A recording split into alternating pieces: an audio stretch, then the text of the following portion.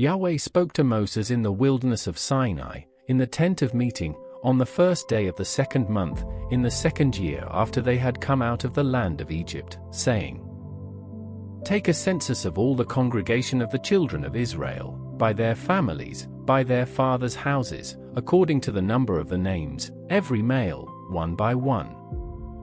From 20 years old and upward, all who are able to go out to war in Israel. You and Aaron shall count them by their divisions. With you there shall be a man of every tribe, each one head of his father's house. These are the names of the men who shall stand with you: of Reuben, Elizur the son of Shedeur. Of Simeon, Shalumiel the son of Zurishaddai. Of Judah, Nahshon the son of Amminadab. Of Issachar, Nethanel the son of Zuar. Of Zebulun, Eliab the son of Helon. Of the children of Joseph, of Ephraim, Elishama the son of Ammihud, of Manasseh, Gamaliel the son of Pedazur. Of Benjamin, Abidan the son of Gideoni. Of Dan, Ahiezer the son of Ammishaddai. Of Asher, Pagel the son of Ochran. Of Gad, Eliasaph the son of Jewel. Of Naphtali, Ahira the son of Enan. These are those who were called of the congregation, the princes of the tribes of their fathers. They were the heads of the thousands of Israel. Moses and Aaron took these men who are mentioned by name.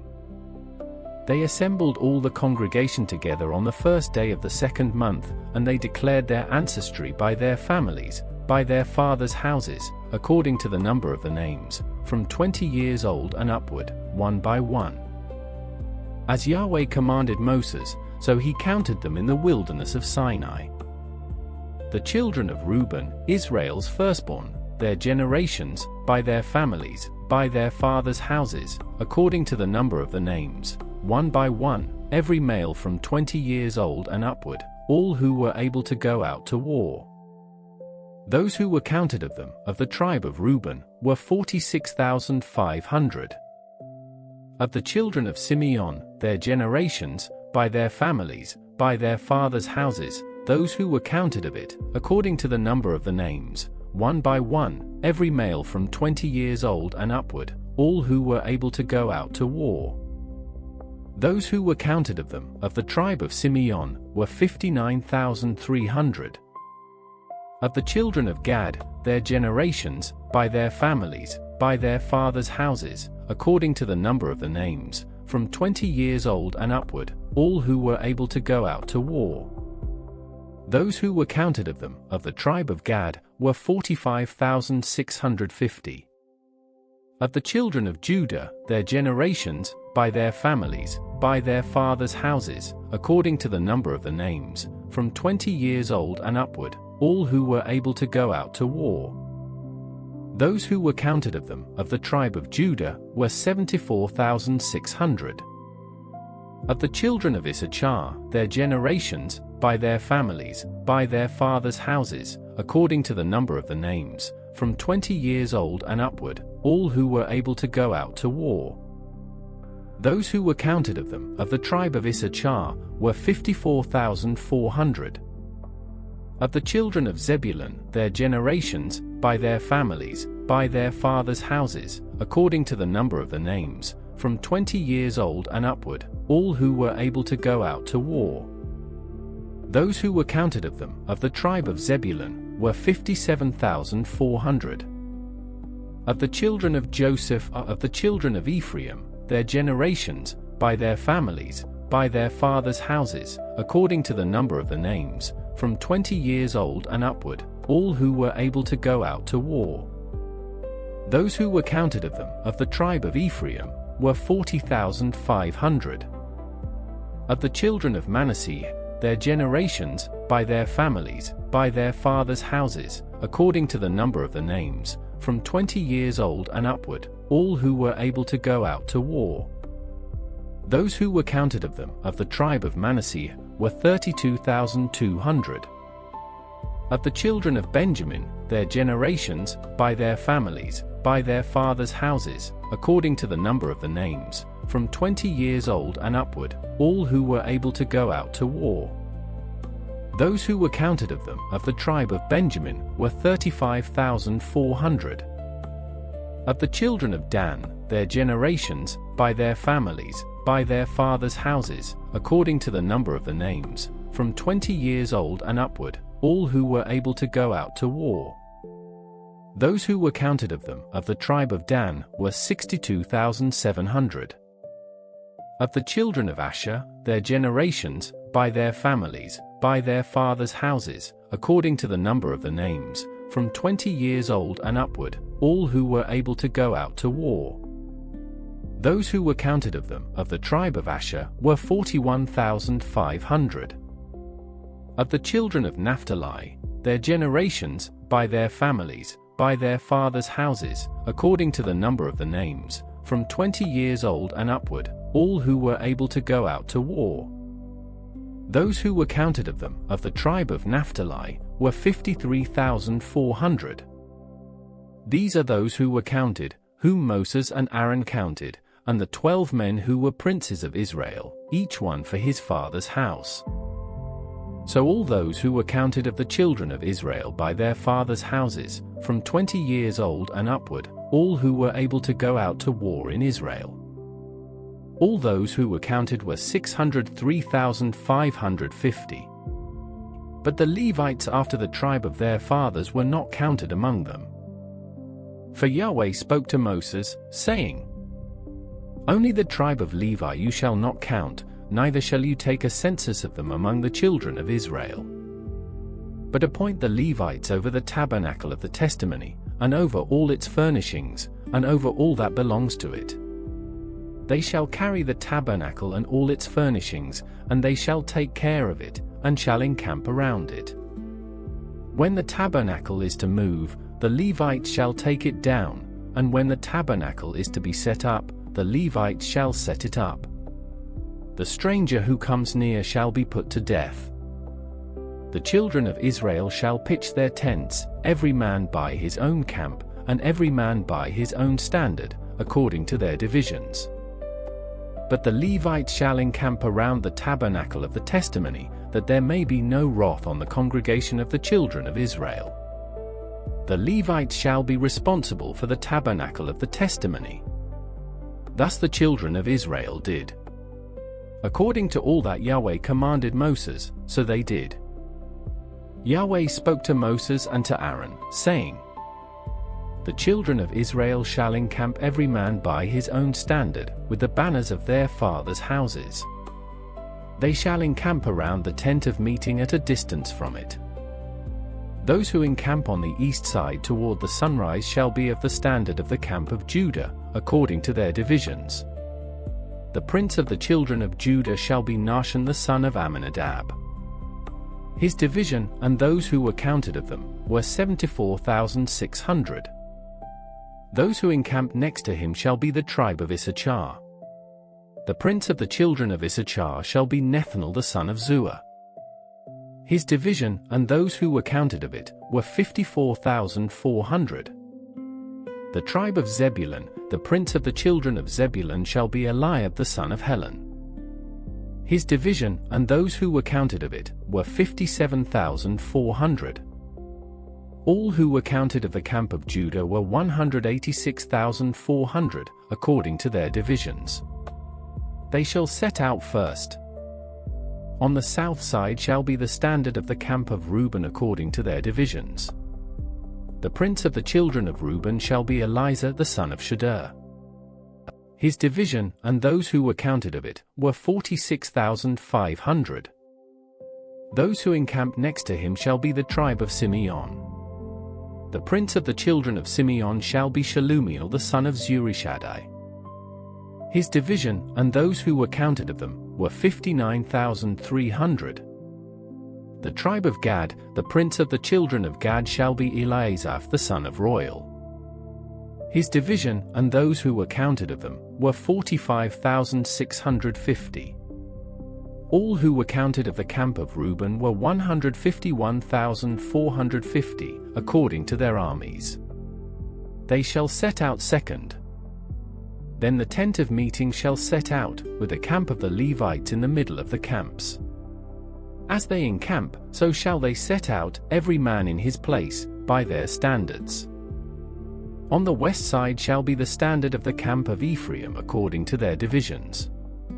The prince of the children of Ephraim shall be Elishama the son of Ammihud. His division, and those who were counted of them, were 40,500. Next to him shall be the tribe of Manasseh. The prince of the children of Manasseh shall be Gamaliel the son of Pedazur. His division, and those who were counted of them, were 32,200. The tribe of Benjamin, the prince of the children of Benjamin shall be Abidan the son of Gideoni. His army, and those who were counted of them, were 35,400. All who were counted of the camp of Ephraim were 108,100, according to their divisions. They shall set out third. On the north side shall be the standard of the camp of Dan according to their divisions. The prince of the children of Dan shall be Ahiezer the son of Ammishaddai. His division, and those who were counted of them, were 62,700.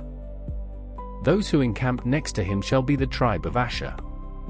The prince of the children of Asher shall be Pagel the son of Ochran. His division, and those who were counted of them, were 41,500. The tribe of Naphtali, the prince of the children of Naphtali shall be Ahira the son of Enan. His division, and those who were counted of them, were 53,400. All who were counted of the camp of Dan were 157,600. They shall set out last by their standards. These are those who were counted of the children of Israel by their fathers' houses. All who were counted of the camps according to their armies were 603,550. But the Levites were not counted among the children of Israel, as Yahweh commanded Moses. Thus the children of Israel did according to all that Yahweh commanded Moses, so they encamped by their standards, and so they set out, everyone by their families, according to their fathers' houses. Now this is the history of the generations of Aaron and Moses in the day that Yahweh spoke with Moses in Mount Sinai. These are the names of the sons of Aaron, Nadab the firstborn, and Abihu, Eleazar, and Ithamar. These are the names of the sons of Aaron, the priests who were anointed, whom he consecrated to minister in the priest's office. Nadab and Abihu died before Yahweh when they offered strange fire before Yahweh in the wilderness of Sinai, and they had no children. Eleazar and Ithamar ministered in the priest's office in the presence of Aaron their father. Yahweh spoke to Moses, saying, "Bring the tribe of Levi near, and set them before Aaron the priest, that they may minister to him. They shall keep his requirements, and the requirements of the whole congregation before the tent of meeting, to do the service of the tabernacle. They shall keep all the furnishings of the tent of meeting, and the obligations of the children of Israel, to do the service of the tabernacle. You shall give the Levites to Aaron and to his sons. They are wholly given to him on the behalf of the children of Israel. You shall appoint Aaron and his sons, and they shall keep their priesthood, but the stranger who comes near shall be put to death." Yahweh spoke to Moses, saying, "Behold, I have taken the Levites from among the children of Israel instead of all the firstborn who open the womb among the children of Israel, and the Levites shall be mine. For all the firstborn are mine. On the day that I struck down all the firstborn in the land of Egypt, I made holy to me all the firstborn in Israel, both man and animal. They shall be mine. I am Yahweh." Yahweh spoke to Moses in the wilderness of Sinai, saying, "Count the children of Levi by their fathers' houses, by their families. You shall count every male from a month old and upward." Moses counted them according to Yahweh's word, as he was commanded. These were the sons of Levi by their names: Gershon, Kohath, and Merari. These are the names of the sons of Gershon by their families: Libni and Shammai. The sons of Kohath by their families: Amram, Izhar, Hebron, and Uzziel. The sons of Merari by their families: Mahli and Mushi. These are the families of the Levites according to their fathers' houses. Of Gershon was the family of the Libnites, and the family of the Shimites. These are the families of the Gershonites. Those who were counted of them, according to the number of all the males from a month old and upward, even those who were counted of them were 7,500. The families of the Gershonites shall encamp behind the tabernacle westward. Eliasaph the son of Lael shall be the prince of the father's house of the Gershonites.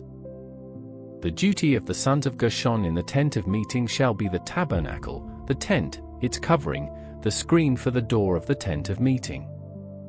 The hangings of the court, the screen for the door of the court which is by the tabernacle and around the altar, and its cords for all of its service. Of Kohath was the family of the Amramites, the family of the Izharites, the family of the Hebronites, and the family of the Uzzielites. These are the families of the Kohathites. According to the number of all the males from a month old and upward, there were 8,600 keeping the requirements of the sanctuary. The families of the sons of Kohath shall encamp on the south side of the tabernacle.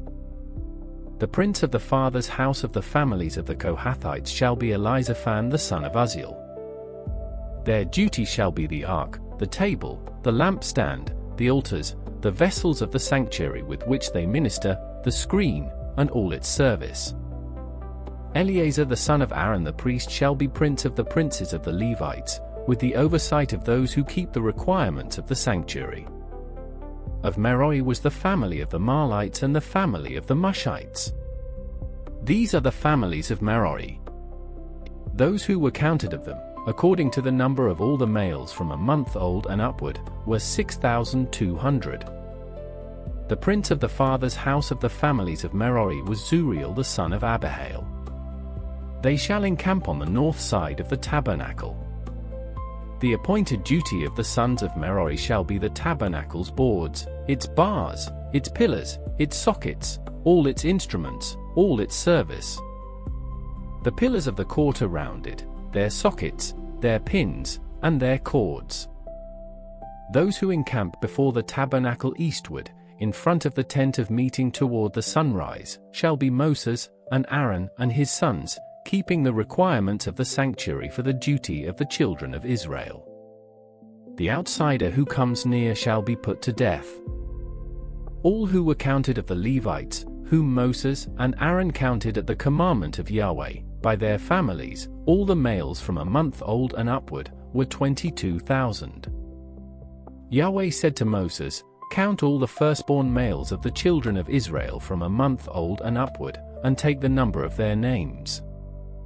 You shall take the Levites for me, I am Yahweh, instead of all the firstborn among the children of Israel, and the livestock of the Levites instead of all the firstborn among the livestock of the children of Israel." Moses counted, as Yahweh commanded him, all the firstborn among the children of Israel. All the firstborn males according to the number of names from a month old and upward, of those who were counted of them, were 22,273. Yahweh spoke to Moses, saying, "Take the Levites instead of all the firstborn among the children of Israel, and the livestock of the Levites instead of their livestock, and the Levites shall be mine. I am Yahweh. For the redemption of the 273 of the firstborn of the children of Israel who exceed the number of the Levites. You shall take 5 shekels apiece for each one, according to the shekel of the sanctuary you shall take them, the shekel is 20 gerahs. And you shall give the money, with which their remainder is redeemed, to Aaron and to his sons." Moses took the redemption money from those who exceeded the number of those who were redeemed by the Levites. From the firstborn of the children of Israel he took the money, 1,365 shekels, according to the shekel of the sanctuary. And Moses gave the redemption money to Aaron and to his sons, according to Yahweh's word, as Yahweh commanded Moses. Yahweh spoke to Moses and to Aaron, saying, "Take a census of the sons of Kohath from among the sons of Levi, by their families, by their fathers' houses. From 30 years old and upward, even until 50 years old, all who enter into the service to do the work in the tent of meeting. This is the service of the sons of Kohath in the tent of meeting, regarding the most holy things. When the camp moves forward, Aaron shall go in with his sons, and they shall take down the veil of the screen, cover the ark of the testimony with it. Put a covering of sealskin on it, spread a blue cloth over it, and put in its poles. On the table of showbread they shall spread a blue cloth, and put on it the dishes, the spoons, the bowls, and the cups with which to pour out, and the continual bread shall be on it. They shall spread on them a scarlet cloth, and cover it with a covering of sealskin, and shall put in its poles. They shall take a blue cloth and cover the lampstand of the light, its lamps, its snuffers, its snuff dishes, and all its oil vessels, with which they minister to it. They shall put it and all its vessels within a covering of sealskin, and shall put it on the frame. On the golden altar they shall spread a blue cloth, and cover it with a covering of sealskin, and shall put in its poles. They shall take all the vessels of ministry with which they minister in the sanctuary, and put them in a blue cloth, cover them with a covering of sealskin, and shall put them on the frame. They shall take away the ashes from the altar, and spread a purple cloth on it. They shall put on it all its vessels with which they minister about it, the fire pans, the meat hooks, the shovels, and the basins, all the vessels of the altar, and they shall spread on it a covering of sealskin, and put in its poles. When Aaron and his sons have finished covering the sanctuary and all the furniture of the sanctuary, as the camp moves forward, after that, the sons of Kohath shall come to carry it, but they shall not touch the sanctuary, lest they die. The sons of Kohath shall carry these things belonging to the tent of meeting. The duty of Eleazar the son of Aaron the priest shall be the oil for the light, the sweet incense, the continual meal offering, and the anointing oil, the requirement of all the tabernacle, and of all that is in it, the sanctuary, and its furnishings. Yahweh spoke to Moses and to Aaron, saying, Don't cut off the tribe of the families of the Kohathites from among the Levites. But thus do to them, that they may live, and not die. When they approach the most holy things, Aaron and his sons shall go in and appoint everyone to his service and to his burden. But they shall not go in to see the sanctuary even for a moment, lest they die. Yahweh spoke to Moses, saying, Take a census of the sons of Gershon also, by their fathers' houses, by their families. You shall count them from 30 years old and upward until 50 years old, all who enter into wait on the service, to do the work in the tent of meeting. This is the service of the families of the Gershonites, in serving and in bearing burdens. They shall carry the curtains of the tabernacle and the tent of meeting, its covering, the covering of sealskin that is on it, the screen for the door of the tent of meeting. The hangings of the court, the screen for the door of the gate of the court which is by the tabernacle and around the altar, their cords, and all the instruments of their service, and whatever shall be done with them. They shall serve in there. At the commandment of Aaron and his sons shall be all the service of the sons of the Gershonites, in all their burden and in all their service, and you shall appoint their duty to them in all their responsibilities. This is the service of the families of the sons of the Gershonites in the tent of meeting. Their duty shall be under the hand of Ithamar the son of Aaron the priest. As for the sons of Merari, you shall count them by their families, by their fathers' houses. You shall count them from 30 years old and upward even to 50 years old, everyone who enters on the service, to do the work of the tent of meeting. This is the duty of their burden, according to all their service in the tent of meeting, the tabernacle's boards, its bars, its pillars, its sockets. The pillars of the court around it, their sockets, their pins, their cords, with all their instruments, and with all their service. You shall appoint the instruments of the duty of their burden to them by name. This is the service of the families of the sons of Merari, according to all their service in the tent of meeting, under the hand of Ithamar the son of Aaron the priest. Moses and Aaron and the princes of the congregation counted the sons of the Kohathites by their families, and by their fathers' houses. From 30 years old and upward even to 50 years old, everyone who entered into the service for work in the tent of meeting. Those who were counted of them by their families were 2,750. These are those who were counted of the families of the Kohathites, all who served in the tent of meeting, whom Moses and Aaron counted according to the commandment of Yahweh by Moses. Those who were counted of the sons of Gershon, by their families, and by their fathers' houses. From 30 years old and upward even to 50 years old, everyone who entered into the service for work in the tent of meeting. Even those who were counted of them, by their families, by their fathers' houses, were 2,630. These are those who were counted of the families of the sons of Gershon, all who served in the tent of meeting, whom Moses and Aaron counted according to the commandment of Yahweh. Those who were counted of the families of the sons of Merari, by their families, by their fathers' houses. From 30 years old and upward even to 50 years old, everyone who entered into the service for work in the tent of meeting. Even those who were counted of them by their families, were 3,200.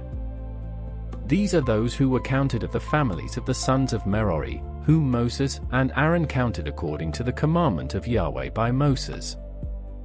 All those who were counted of the Levites whom Moses and Aaron and the princes of Israel counted, by their families and by their fathers' houses. From 30 years old and upward even to 50 years old, everyone who entered in to do the work of service and the work of bearing burdens in the tent of meeting. Even those who were counted of them, were 8,580. According to the commandment of Yahweh they were counted by Moses, everyone according to his service and according to his burden. Thus they were counted by him, as Yahweh commanded Moses. Yahweh spoke to Moses, saying, "Command the children of Israel that they put out of the camp every leper, everyone who has a discharge, and whoever is unclean by a corpse. You shall put both male and female outside of the camp so that they don't defile their camp, in the midst of which I dwell." The children of Israel did so, and put them outside of the camp, because Yahweh spoke to Moses, so the children of Israel did. Yahweh spoke to Moses, saying, "Speak to the children of Israel, when a man or woman commits any sin that men commit, so as to trespass against Yahweh, and that soul is guilty. Then he shall confess his sin which he has done, and he shall make restitution for his guilt in full, add to it the fifth part of it, and give it to him in respect of whom he has been guilty.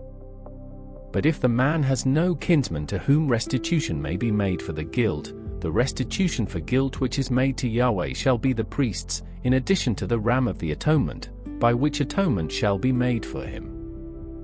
Every heave offering of all the holy things of the children of Israel, which they present to the priest, shall be his. Every man's holy things shall be his, whatever any man gives the priest, it shall be his." Yahweh spoke to Moses, saying, "Speak to the children of Israel, and tell them, if any man's wife goes astray and is unfaithful to him, and a man lies with her carnally, and it is hidden from the eyes of her husband, and this is kept concealed, and she is defiled, there is no witness against her, and she isn't taken in the act. And the spirit of jealousy comes on him, and he is jealous of his wife and she is defiled, or if the spirit of jealousy comes on him, and he is jealous of his wife and she isn't defiled. Then the man shall bring his wife to the priest, and shall bring her offering for her, 1/10 of an ephah of barley meal. He shall pour no oil on it, nor put frankincense on it, for it is a meal offering of jealousy, a meal offering of memorial, bringing iniquity to memory. The priest shall bring her near, and set her before Yahweh. The priest shall take holy water in an earthen vessel, and the priest shall take some of the dust that is on the floor of the tabernacle and put it into the water. The priest shall set the woman before Yahweh, and let the hair of the woman's head go loose, and put the meal offering of memorial in her hands, which is the meal offering of jealousy. The priest shall have in his hand the water of bitterness that brings a curse. The priest shall cause her to take an oath and shall tell the woman, if no man has lain with you, and if you haven't gone aside to uncleanness, being under your husband's authority, be free from this water of bitterness that brings a curse. But if you have gone astray, being under your husband's authority, and if you are defiled, and some man has lain with you besides your husband, then the priest shall cause the woman to swear with the oath of cursing, and the priest shall tell the woman, may Yahweh make you a curse and an oath among your people, when Yahweh allows your thigh to fall away, and your body to swell.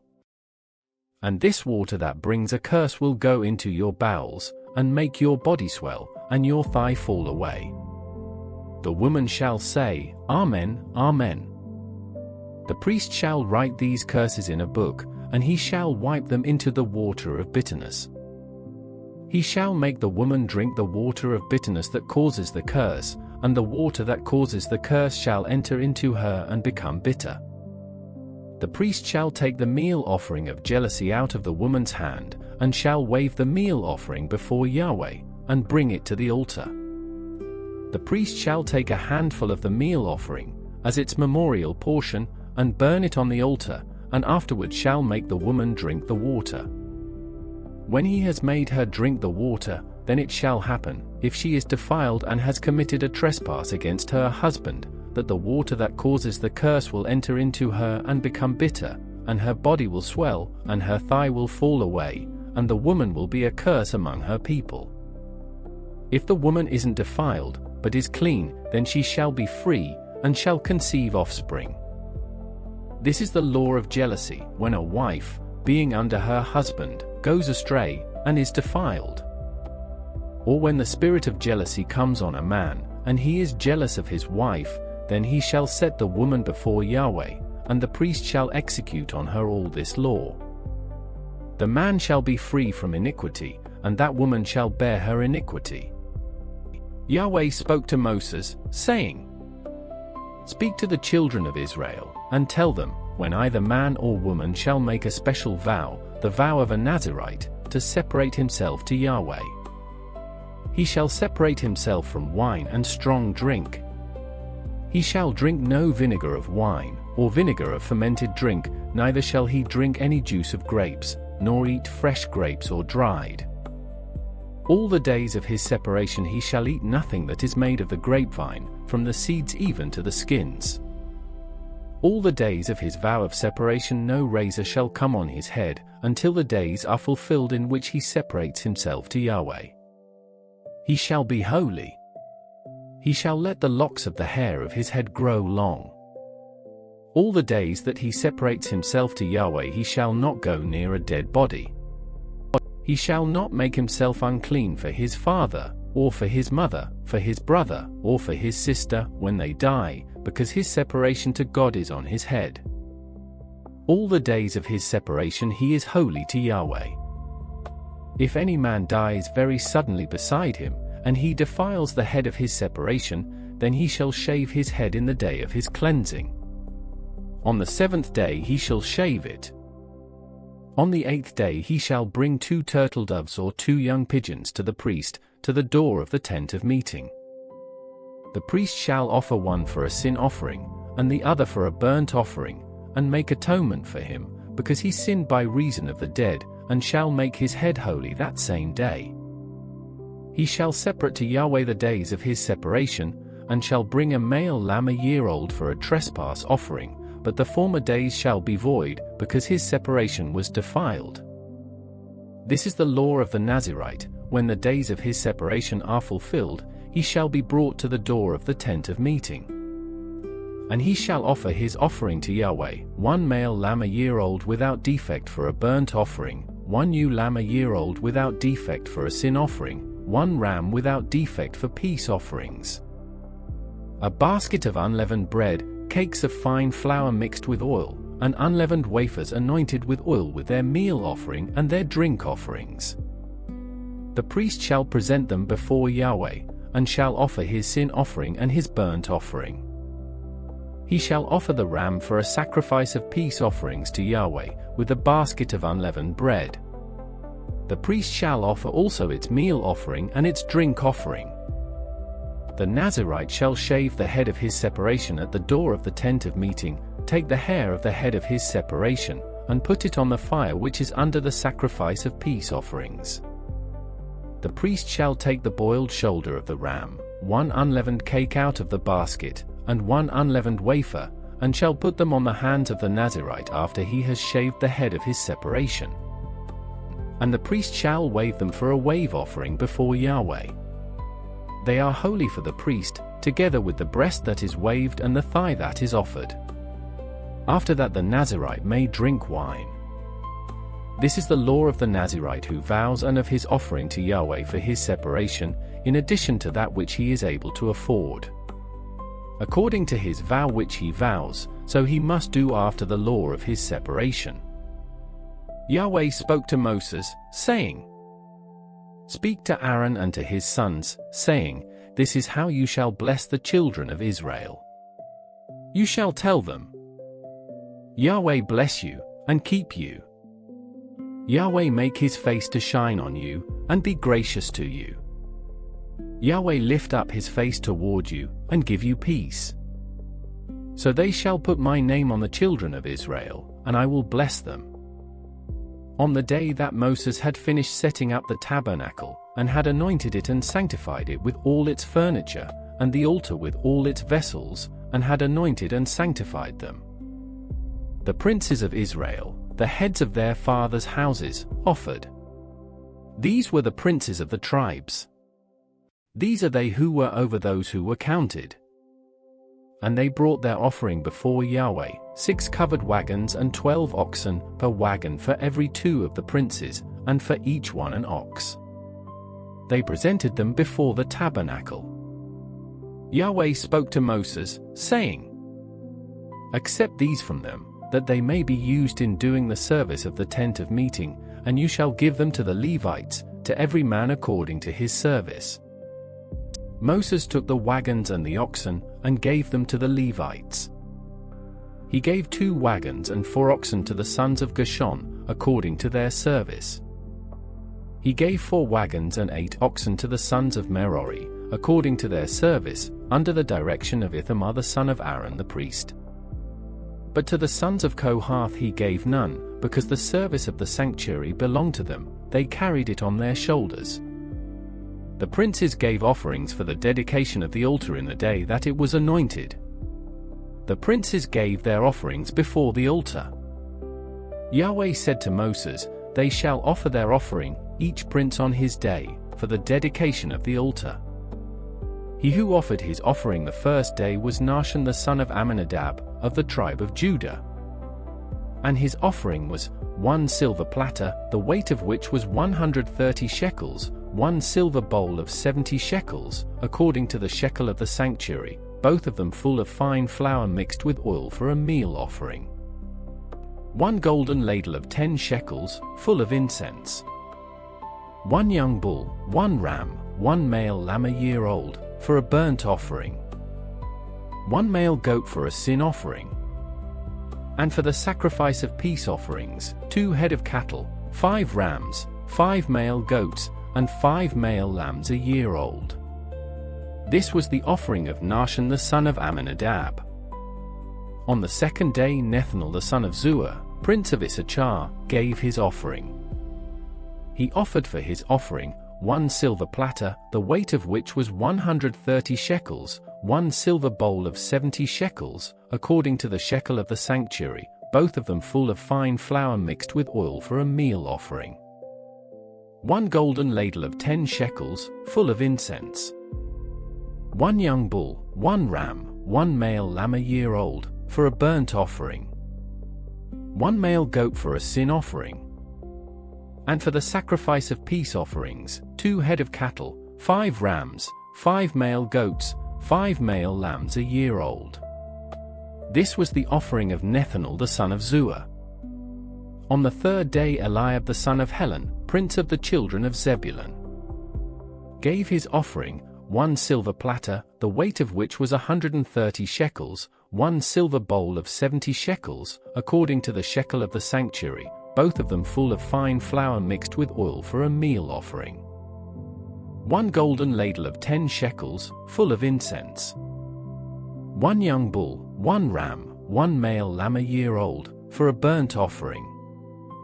1 male goat for a sin offering. And for the sacrifice of peace offerings, 2 head of cattle, 5 rams, 5 male goats, and 5 male lambs a year old. This was the offering of Eliab the son of Helon. On the 4th day Eleazar the son of Shedeur, prince of the children of Reuben, gave his offering, 1 silver platter, the weight of which was 130 shekels, 1 silver bowl of 70 shekels, according to the shekel of the sanctuary, both of them full of fine flour mixed with oil for a meal offering. 1 golden ladle of 10 shekels, full of incense. 1 young bull, 1 ram, 1 male lamb a year old, for a burnt offering. 1 male goat for a sin offering. And for the sacrifice of peace offerings, 2 head of cattle, 5 rams, 5 male goats, and 5 male lambs a year old. This was the offering of Eleazar the son of Shedeur. On the 5th day Shelumiel the son of Zurishaddai, prince of the children of Simeon, gave his offering, 1 silver platter, the weight of which was 130 shekels, 1 silver bowl of 70 shekels, according to the shekel of the sanctuary, both of them full of fine flour mixed with oil for a meal offering. 1 golden ladle of 10 shekels, full of incense. 1 young bull, 1 ram, 1 male lamb a year old, for a burnt offering. 1 male goat for a sin offering. And for the sacrifice of peace offerings, 2 head of cattle, 5 rams, 5 male goats, and 5 male lambs a year old. This was the offering of Shelumiel the son of Zurishaddai. On the 6th day, Eleazar the son of Deuel, prince of the children of Gad, gave his offering, 1 silver platter, the weight of which was 130 shekels, 1 silver bowl of 70 shekels, according to the shekel of the sanctuary, both of them full of fine flour mixed with oil for a meal offering. 1 golden ladle of 10 shekels, full of incense. 1 young bull, 1 ram, 1 male lamb a year old, for a burnt offering. 1 male goat for a sin offering. And for the sacrifice of peace offerings, 2 head of cattle, 5 rams, 5 male goats, and 5 male lambs a year old. This was the offering of Eleazar the son of Deuel. On the 7th day Elishama the son of Ammihud, prince of the children of Ephraim, gave his offering, 1 silver platter, the weight of which was 130 shekels, 1 silver bowl of 70 shekels, according to the shekel of the sanctuary, both of them full of fine flour mixed with oil for a meal offering. 1 golden ladle of 10 shekels, full of incense. 1 young bull, 1 ram, 1 male lamb a year old, for a burnt offering. 1 male goat for a sin offering. And for the sacrifice of peace offerings, 2 head of cattle, 5 rams, 5 male goats, and 5 male lambs a year old. This was the offering of Elishama the son of Ammihud. On the 8th day Gamaliel the son of Pedazur, prince of the children of Manasseh, gave his offering, 1 silver platter, the weight of which was 130 shekels, 1 silver bowl of 70 shekels, according to the shekel of the sanctuary, both of them full of fine flour mixed with oil for a meal offering. 1 golden ladle of 10 shekels, full of incense. 1 young bull, 1 ram, 1 male lamb a year old, for a burnt offering. 1 male goat for a sin offering. And for the sacrifice of peace offerings, 2 head of cattle, 5 rams, 5 male goats, and 5 male lambs a year old. This was the offering of Gamaliel the son of Pedazur. On the 9th day Abidan the son of Gideoni, prince of the children of Benjamin, gave his offering, 1 silver platter, the weight of which was 130 shekels, 1 silver bowl of 70 shekels, according to the shekel of the sanctuary, both of them full of fine flour mixed with oil for a meal offering. 1 golden ladle of 10 shekels, full of incense. 1 young bull, 1 ram, 1 male lamb a year old, for a burnt offering. 1 male goat for a sin offering. And for the sacrifice of peace offerings, 2 head of cattle, 5 rams, 5 male goats, and 5 male lambs a year old. This was the offering of Abidan the son of Gideoni. On the 10th day Ahiezer the son of Ammishaddai, prince of the children of Dan, gave his offering, 1 silver platter, the weight of which was 130 shekels, 1 silver bowl of 70 shekels, according to the shekel of the sanctuary, both of them full of fine flour mixed with oil for a meal offering. 1 golden ladle of 10 shekels, full of incense. 1 young bull, 1 ram, 1 male lamb a year old, for a burnt offering. 1 male goat for a sin offering. And for the sacrifice of peace offerings, 2 head of cattle, 5 rams, 5 male goats, and 5 male lambs a year old. This was the offering of Ahiezer the son of Ammishaddai. On the 11th day Pagel the son of Ochran, prince of the children of Asher, gave his offering, 1 silver platter, the weight of which was 130 shekels, 1 silver bowl of 70 shekels, according to the shekel of the sanctuary, both of them full of fine flour mixed with oil for a meal offering.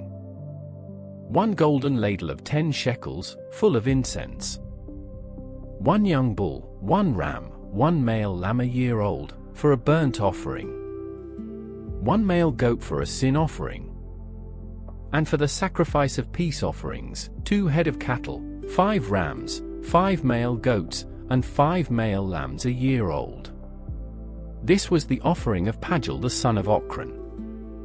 On the 12th day Ahira the son of Enan, prince of the children of Naphtali, gave his offering, 1 silver platter, the weight of which was 130 shekels, 1 silver bowl of 70 shekels, according to the shekel of the sanctuary, both of them full of fine flour mixed with oil for a meal offering. 1 golden spoon of 10 shekels, full of incense. 1 young bull, 1 ram, 1 male lamb a year old, for a burnt offering. 1 male goat for a sin offering. And for the sacrifice of peace offerings, 2 head of cattle, 5 rams, 5 male goats, and 5 male lambs a year old. This was the offering of Ahira the son of Enan. This was the dedication offering of the altar, on the day when it was anointed, by the princes of Israel, 12 silver platters, 12 silver bowls, 12 golden ladles.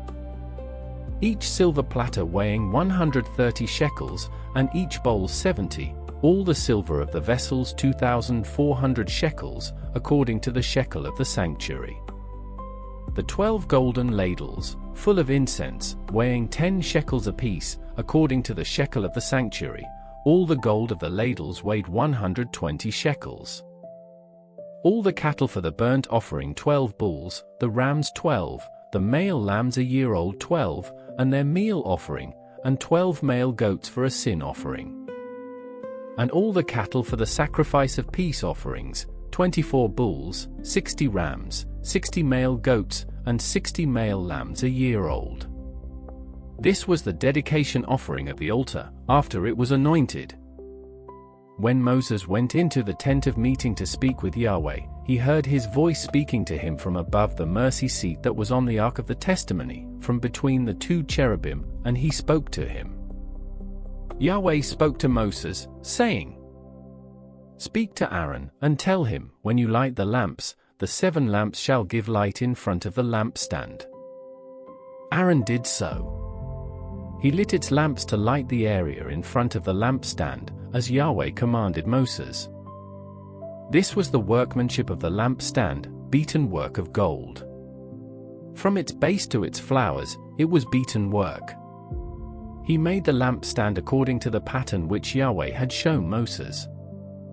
Yahweh spoke to Moses, saying, "Take the Levites from among the children of Israel, and cleanse them. You shall do this to them, to cleanse them, sprinkle the water of cleansing on them, let them shave their whole bodies with a razor, let them wash their clothes, and cleanse themselves. Then let them take a young bull and its meal offering, fine flour mixed with oil, and another young bull you shall take for a sin offering. You shall present the Levites before the tent of meeting. You shall assemble the whole congregation of the children of Israel. You shall present the Levites before Yahweh. The children of Israel shall lay their hands on the Levites. And Aaron shall offer the Levites before Yahweh for a wave offering on the behalf of the children of Israel, that it may be theirs to do the service of Yahweh. The Levites shall lay their hands on the heads of the bulls, and you shall offer the one for a sin offering and the other for a burnt offering to Yahweh, to make atonement for the Levites. You shall set the Levites before Aaron and before his sons, and offer them as a wave offering to Yahweh. Thus you shall separate the Levites from among the children of Israel, and the Levites shall be mine. After that, the Levites shall go in to do the service of the tent of meeting. You shall cleanse them, and offer them as a wave offering. For they are wholly given to me from among the children of Israel, instead of all who open the womb, even the firstborn of all the children of Israel, I have taken them to me. For all the firstborn among the children of Israel are mine, both man and animal. On the day that I struck all the firstborn in the land of Egypt, I sanctified them for myself. I have taken the Levites instead of all the firstborn among the children of Israel. I have given the Levites as a gift to Aaron and to his sons from among the children of Israel, to do the service of the children of Israel in the tent of meeting, and to make atonement for the children of Israel, so that there will be no plague among the children of Israel when the children of Israel come near to the sanctuary. Moses, and Aaron, and all the congregation of the children of Israel did so to the Levites, according to all that Yahweh commanded Moses concerning the Levites, so the children of Israel did to them. The Levites purified themselves from sin, and they washed their clothes, and Aaron offered them for a wave offering before Yahweh, and Aaron made atonement for them to cleanse them. After that, the Levites went in to do their service in the tent of meeting before Aaron and before his sons, as Yahweh had commanded Moses concerning the Levites, so they did to them. Yahweh spoke to Moses, saying, This is what is assigned to the Levites, from 25 years old and upward they shall go in to wait on the service in the work of the tent of meeting. And from the age of 50 years they shall retire from doing the work, and shall serve no more, but shall assist their brothers in the tent of meeting, to perform the duty, and shall perform no service. This is how you shall have the Levites do their duties. Yahweh spoke to Moses in the wilderness of Sinai, in the first month of the second year after they had come out of the land of Egypt, saying, Let the children of Israel keep the Passover in its appointed season. On the 14th day of this month, at evening, you shall keep it in its appointed season. You shall keep it according to all its statutes and according to all its ordinances. Moses told the children of Israel that they should keep the Passover. They kept the Passover in the first month, on the 14th day of the month at evening, in the wilderness of Sinai, according to all that Yahweh commanded Moses, so the children of Israel did. There were certain men who were unclean because of the dead body of a man, so that they could not keep the Passover on that day, and they came before Moses and Aaron on that day. Those men said to him, We are unclean because of the dead body of a man. Why are we kept back, that we may not offer the offering of Yahweh in its appointed season among the children of Israel? Moses answered them, Wait, that I may hear what Yahweh will command concerning you. Yahweh spoke to Moses, saying, Say to the children of Israel, If any man of you or of your generations is unclean by reason of a dead body, or is on a journey far away, he shall still keep the Passover to Yahweh. In the second month, on the 14th day at evening they shall keep it, they shall eat it with unleavened bread and bitter herbs. They shall leave none of it until the morning, nor break a bone of it. According to all the statute of the Passover they shall keep it. But the man who is clean, and is not on a journey, and fails to keep the Passover, that soul shall be cut off from his people. Because he didn't offer the offering of Yahweh in its appointed season, that man shall bear his sin. If a foreigner lives among you, and desires to keep the Passover to Yahweh, then he shall do so according to the statute of the Passover, and according to its ordinance. You shall have one statute, both for the foreigner, and for him who is born in the land. On the day that the tabernacle was raised up, the cloud covered the tabernacle, even the tent of the testimony. At evening it was over the tabernacle, as it were the appearance of fire, until morning. So it was continually. The cloud covered it, and the appearance of fire by night. Whenever the cloud was taken up from over the tent, then after that the children of Israel traveled, and in the place where the cloud remained, there the children of Israel encamped. At the commandment of Yahweh, the children of Israel traveled, and at the commandment of Yahweh they encamped. As long as the cloud remained on the tabernacle they remained encamped. When the cloud stayed on the tabernacle many days, then the children of Israel kept Yahweh's command, and didn't travel. Sometimes the cloud was a few days on the tabernacle, then according to the commandment of Yahweh they remained encamped, and according to the commandment of Yahweh they traveled. Sometimes the cloud was from evening until morning, and when the cloud was taken up in the morning, they traveled, or by day and by night, when the cloud was taken up, they traveled. Whether it was 2 days, or a month, or a year that the cloud stayed on the tabernacle, remaining on it, the children of Israel remained encamped, and didn't travel, but when it was taken up, they traveled. At the commandment of Yahweh they encamped, and at the commandment of Yahweh they traveled. They kept Yahweh's command, at the commandment of Yahweh by Moses. Yahweh spoke to Moses, saying, "Make 2 trumpets of silver. You shall make them of beaten work. You shall use them for the calling of the congregation, and for the journeying of the camps. When they blow them, all the congregation shall gather themselves to you at the door of the tent of meeting. If they blow just one, then the princes, the heads of the thousands of Israel, shall gather themselves to you. When you blow an alarm, the camps that lie on the east side shall go forward. When you blow an alarm the second time, the camps that lie on the south side shall go forward. They shall blow an alarm for their journeys. But when the assembly is to be gathered together, you shall blow, but you shall not sound an alarm. The sons of Aaron, the priests, shall blow the trumpets.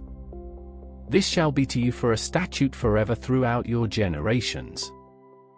When you go to war in your land against the adversary who oppresses you, then you shall sound an alarm with the trumpets. Then you will be remembered before Yahweh your God, and you will be saved from your enemies. Also in the day of your gladness, and in your set feasts, and in the beginnings of your months, you shall blow the trumpets over your burnt offerings, and over the sacrifices of your peace offerings, and they shall be to you for a memorial before your God. I am Yahweh your God. In the 2nd year, in the 2nd month, on the 20th day of the month, the cloud was taken up from over the tabernacle of the covenant. The children of Israel went forward on their journeys out of the wilderness of Sinai, and the cloud stayed in the wilderness of Paran. They first went forward according to the commandment of Yahweh by Moses. First, the standard of the camp of the children of Judah went forward according to their armies. Nahshon the son of Amminadab was over his army. Nethanel the son of Zuar was over the army of the tribe of the children of Issachar. Eliab the son of Helon was over the army of the tribe of the children of Zebulun. The tabernacle was taken down, and the sons of Gershon and the sons of Merari, who bore the tabernacle, went forward. The standard of the camp of Reuben went forward according to their armies. Elizur the son of Shadur was over his army. Shalumiel the son of Zurishaddai was over the army of the tribe of the children of Simeon. Eliasaph the son of Deuel was over the army of the tribe of the children of Gad. The Kohathites set forward, bearing the sanctuary. The others set up the tabernacle before they arrived. The standard of the camp of the children of Ephraim set forward according to their armies. Elishama the son of Ammihud was over his army. Gamaliel the son of Pedazur was over the army of the tribe of the children of Manasseh. Abidan the son of Gideoni was over the army of the tribe of the children of Benjamin. The standard of the camp of the children of Dan, which was the rear guard of all the camps, set forward according to their armies. Ahiezer the son of Ammishaddai was over his army. Pagel the son of Ochran was over the army of the tribe of the children of Asher. Ahira the son of Enan was over the army of the tribe of the children of Naphtali. Thus were the travels of the children of Israel according to their armies, and they went forward. Moses said to Hobab, the son of Royal the Midianite, Moses' father-in-law, "We are journeying to the place of which Yahweh said, I will give it to you. Come with us, and we will treat you well, for Yahweh has spoken good concerning Israel." He said to him, "I will not go, but I will depart to my own land, and to my relatives." Moses said, "Don't leave us, please, because you know how we are to encamp in the wilderness, and you can be our eyes. It shall be, if you go with us, yes, it shall be, that whatever good Yahweh does to us, we will do the same to you." They set forward from the mount of Yahweh 3 days' journey. The ark of Yahweh's covenant went before them 3 days' journey, to seek out a resting place for them. The cloud of Yahweh was over them by day, when they set forward from the camp. When the ark went forward, Moses said, "Rise up, Yahweh, and let your enemies be scattered. Let those who hate you flee before you." When it rested, he said, "Return, Yahweh, to the 10,000s of the thousands of Israel." The people were complaining in the ears of Yahweh. When Yahweh heard it, his anger burned, and Yahweh's fire burned among them, and consumed some of the outskirts of the camp. The people cried to Moses, and Moses prayed to Yahweh, and the fire abated. The name of that place was called Taberah, because Yahweh's fire burned among them. The mixed multitude that was among them lusted exceedingly, and the children of Israel also wept again, and said, "Who will give us meat to eat? We remember the fish, which we ate in Egypt for nothing, the cucumbers, and the melons, and the leeks, and the onions, and the garlic. But now we have lost our appetite. There is nothing at all except this manna to look at." The manna was like coriander seed, and it looked like bdellium. The people went around, gathered it, and ground it in mills, or beat it in mortars, and boiled it in pots, and made cakes of it. Its taste was like the taste of fresh oil. When the dew fell on the camp in the night, the manna fell on it. Moses heard the people weeping throughout their families, every man at the door of his tent, and Yahweh's anger burned greatly, and Moses was displeased. Moses said to Yahweh, "Why have you treated your servant so badly? Why haven't I found favor in your sight, that you lay the burden of all this people on me? Have I conceived all this people? Have I brought them out, that you should tell me, carry them in your bosom, as a nurse carries a nursing infant, to the land which you swore to their fathers? Where could I get meat to give all these people? For they weep before me, saying, 'Give us meat, that we may eat.' I am not able to bear all this people alone, because it is too heavy for me. If you treat me this way, please kill me right now, if I have found favor in your sight, and don't let me see my wretchedness." Yahweh said to Moses, "Gather to me 70 men of the elders of Israel, whom you know to be the elders of the people and officers over them, and bring them to the tent of meeting, that they may stand there with you. I will come down and talk with you there. I will take of the Spirit which is on you, and will put it on them, and they shall bear the burden of the people with you, that you don't bear it yourself alone. Say to the people, 'Sanctify yourselves in preparation for tomorrow, and you will eat meat, for you have wept in the ears of Yahweh, saying, Who will give us meat to eat? For it was well with us in Egypt.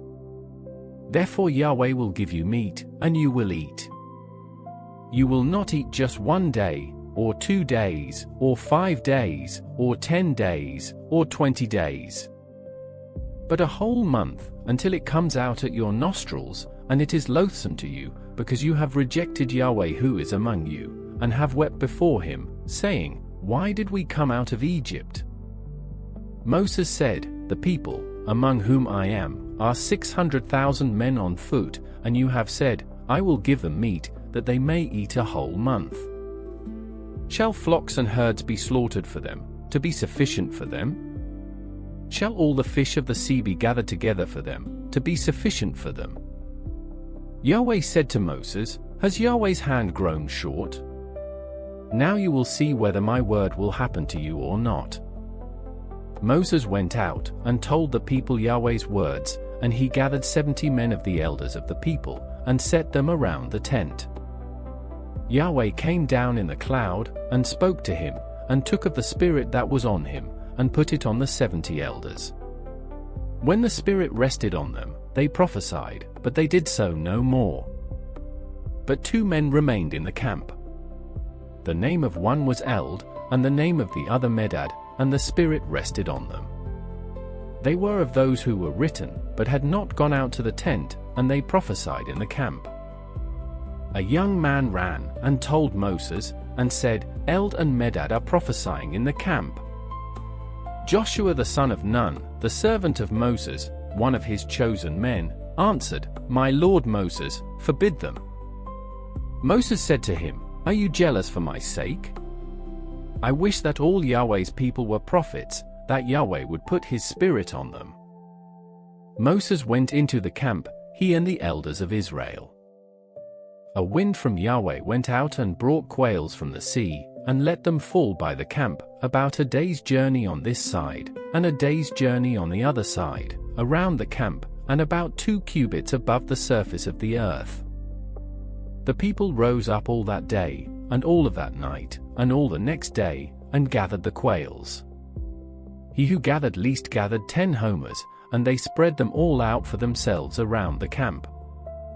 While the meat was still between their teeth, before it was chewed, Yahweh's anger burned against the people, and Yahweh struck the people with a very great plague. The name of that place was called Kibroth Hattaavah, because there they buried the people who lusted. From Kibroth Hattaavah the people traveled to Hazeroth, and they stayed at Hazeroth.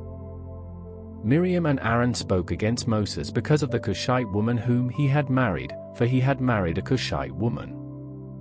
They said, Has Yahweh indeed spoken only with Moses? Hasn't he spoken also with us? And Yahweh heard it. Now the man Moses was very humble, more than all the men who were on the surface of the earth. Yahweh spoke suddenly to Moses, to Aaron, and to Miriam, You 3 come out to the tent of meeting. The 3 of them came out. Yahweh came down in a pillar of cloud, and stood at the door of the tent, and called Aaron and Miriam, and they both came forward. He said, Now hear my words. If there is a prophet among you, I, Yahweh, will make myself known to him in a vision. I will speak with him in a dream. My servant Moses is not so. He is faithful in all my house. With him, I will speak mouth to mouth, even plainly, and not in riddles, and he shall see Yahweh's form. Why then were you not afraid to speak against my servant, against Moses? Yahweh's anger burned against them, and he departed. The cloud departed from over the tent, and behold, Miriam was leprous, as white as snow.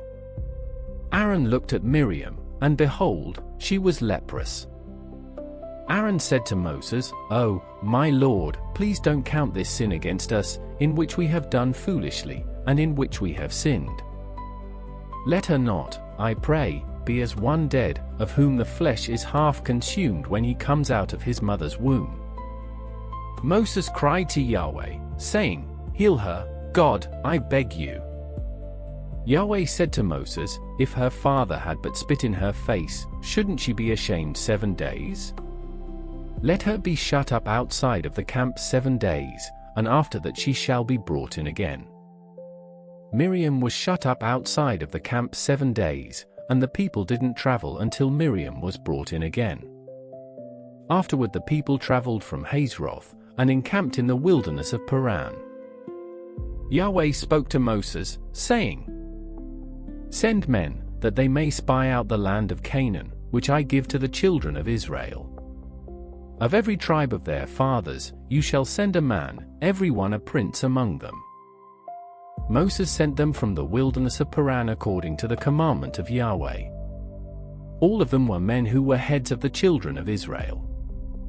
These were their names: of the tribe of Reuben, Shammua the son of Zaccur; of the tribe of Simeon, Shaphat the son of Hori; of the tribe of Judah, Caleb the son of Jephunneh; of the tribe of Issachar, Igal the son of Joseph; of the tribe of Ephraim, Hoshea the son of Nun; of the tribe of Benjamin, Palti the son of Raphu; of the tribe of Zebulun, Gadiel the son of Sodi; of the tribe of Joseph, of the tribe of Manasseh, Gadi the son of Suzi; of the tribe of Dan, Amiel the son of Gemalli; of the tribe of Asher, Sether the son of Michael; of the tribe of Naphtali, Nabi the son of Vophsi; of the tribe of Gad, Geuel the son of Machi.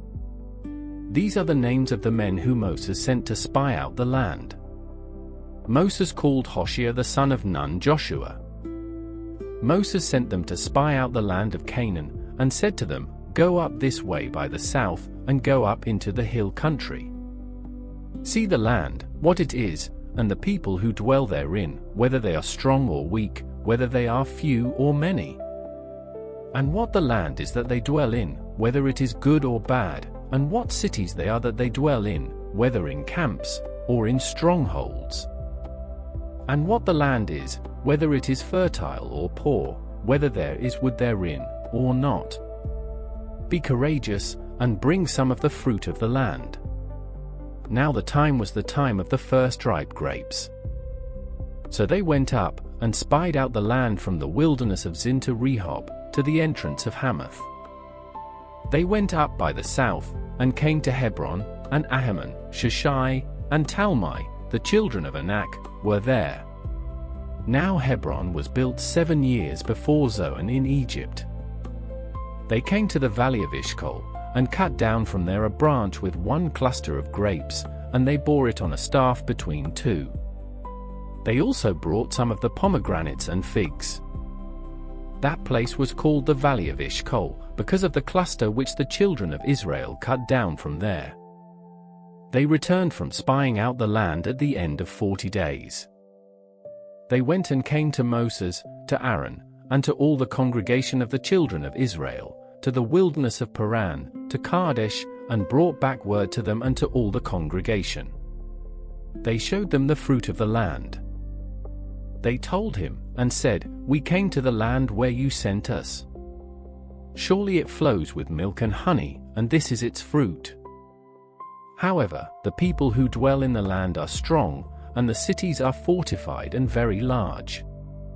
Moreover, we saw the children of Anak there. Amalek dwells in the land of the south. The Hittite, the Jebusite, and the Amorite dwell in the hill country. The Canaanite dwells by the sea, and along the side of the Jordan." Caleb stilled the people before Moses, and said, "Let's go up at once, and possess it, for we are well able to overcome it."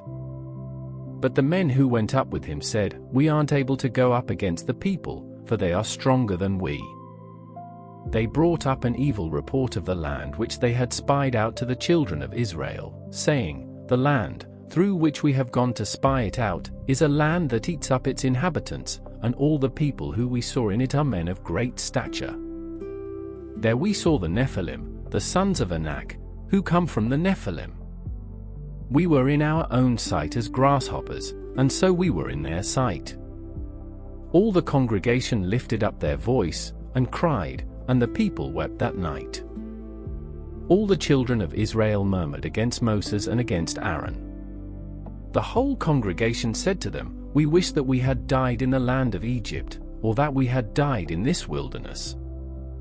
Why does Yahweh bring us to this land, to fall by the sword? Our wives and our little ones will be captured or killed. Wouldn't it be better for us to return into Egypt?" They said to one another, "Let's choose a leader, and let's return into Egypt."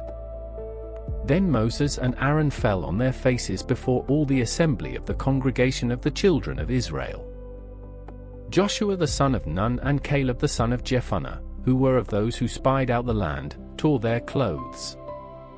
They spoke to all the congregation of the children of Israel, saying, "The land, which we passed through to spy it out, is an exceedingly good land. If Yahweh delights in us, then he will bring us into this land, and give it to us, a land which flows with milk and honey. Only don't rebel against Yahweh, neither fear the people of the land, for they are bread for us. Their defense is removed from over them, and Yahweh is with us. Don't fear them."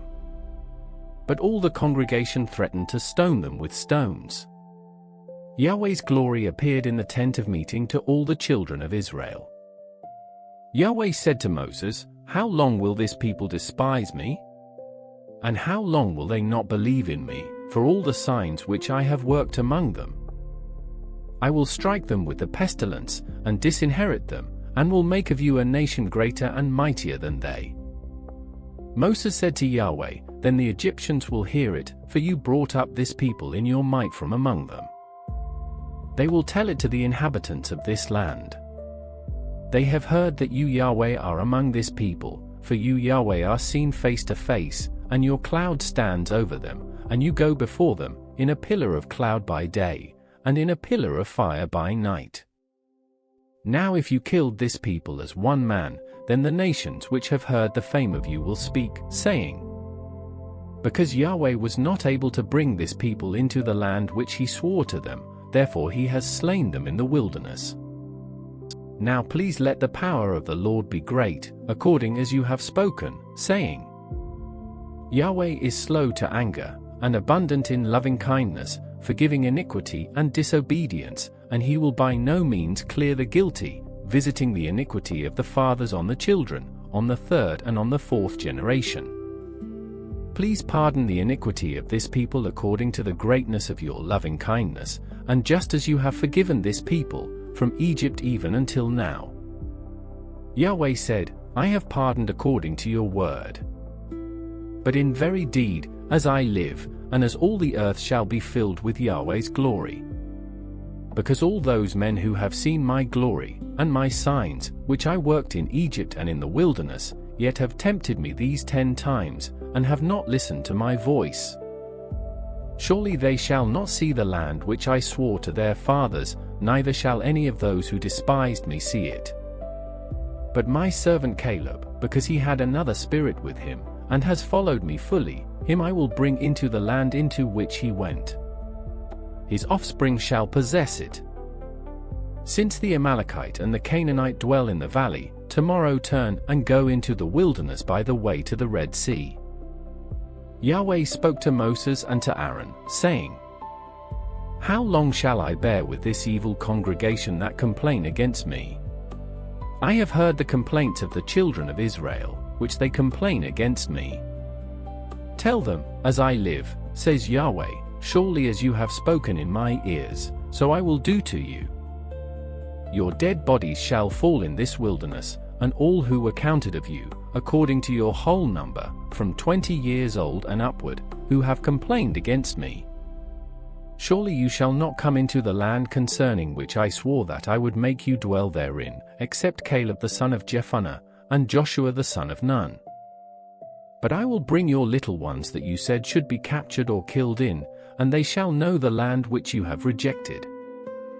But as for you, your dead bodies shall fall in this wilderness. Your children shall be wanderers in the wilderness 40 years, and shall bear your prostitution, until your dead bodies are consumed in the wilderness. After the number of the days in which you spied out the land, even 40 days, for every day a year, you will bear your iniquities, even 40 years, and you will know my alienation. I, Yahweh, have spoken. I will surely do this to all this evil congregation who are gathered together against me. In this wilderness they shall be consumed, and there they shall die. The men whom Moses sent to spy out the land, who returned and made all the congregation to murmur against him by bringing up an evil report against the land. Even those men who brought up an evil report of the land died by the plague before Yahweh. But Joshua the son of Nun and Caleb the son of Jephunneh remained alive of those men who went to spy out the land. Moses told these words to all the children of Israel, and the people mourned greatly. They rose up early in the morning and went up to the top of the mountain, saying, Behold, we are here, and will go up to the place which Yahweh has promised, for we have sinned. Moses said, Why now do you disobey the commandment of Yahweh, since it shall not prosper? Don't go up, for Yahweh isn't among you, that way you won't be struck down before your enemies. For there the Amalekite and the Canaanite are before you, and you will fall by the sword because you turned back from following Yahweh, therefore Yahweh will not be with you. But they presumed to go up to the top of the mountain. Nevertheless, the ark of Yahweh's covenant and Moses didn't depart out of the camp. Then the Amalekites came down, and the Canaanites who lived in that mountain, and struck them and beat them down, even to Hormah.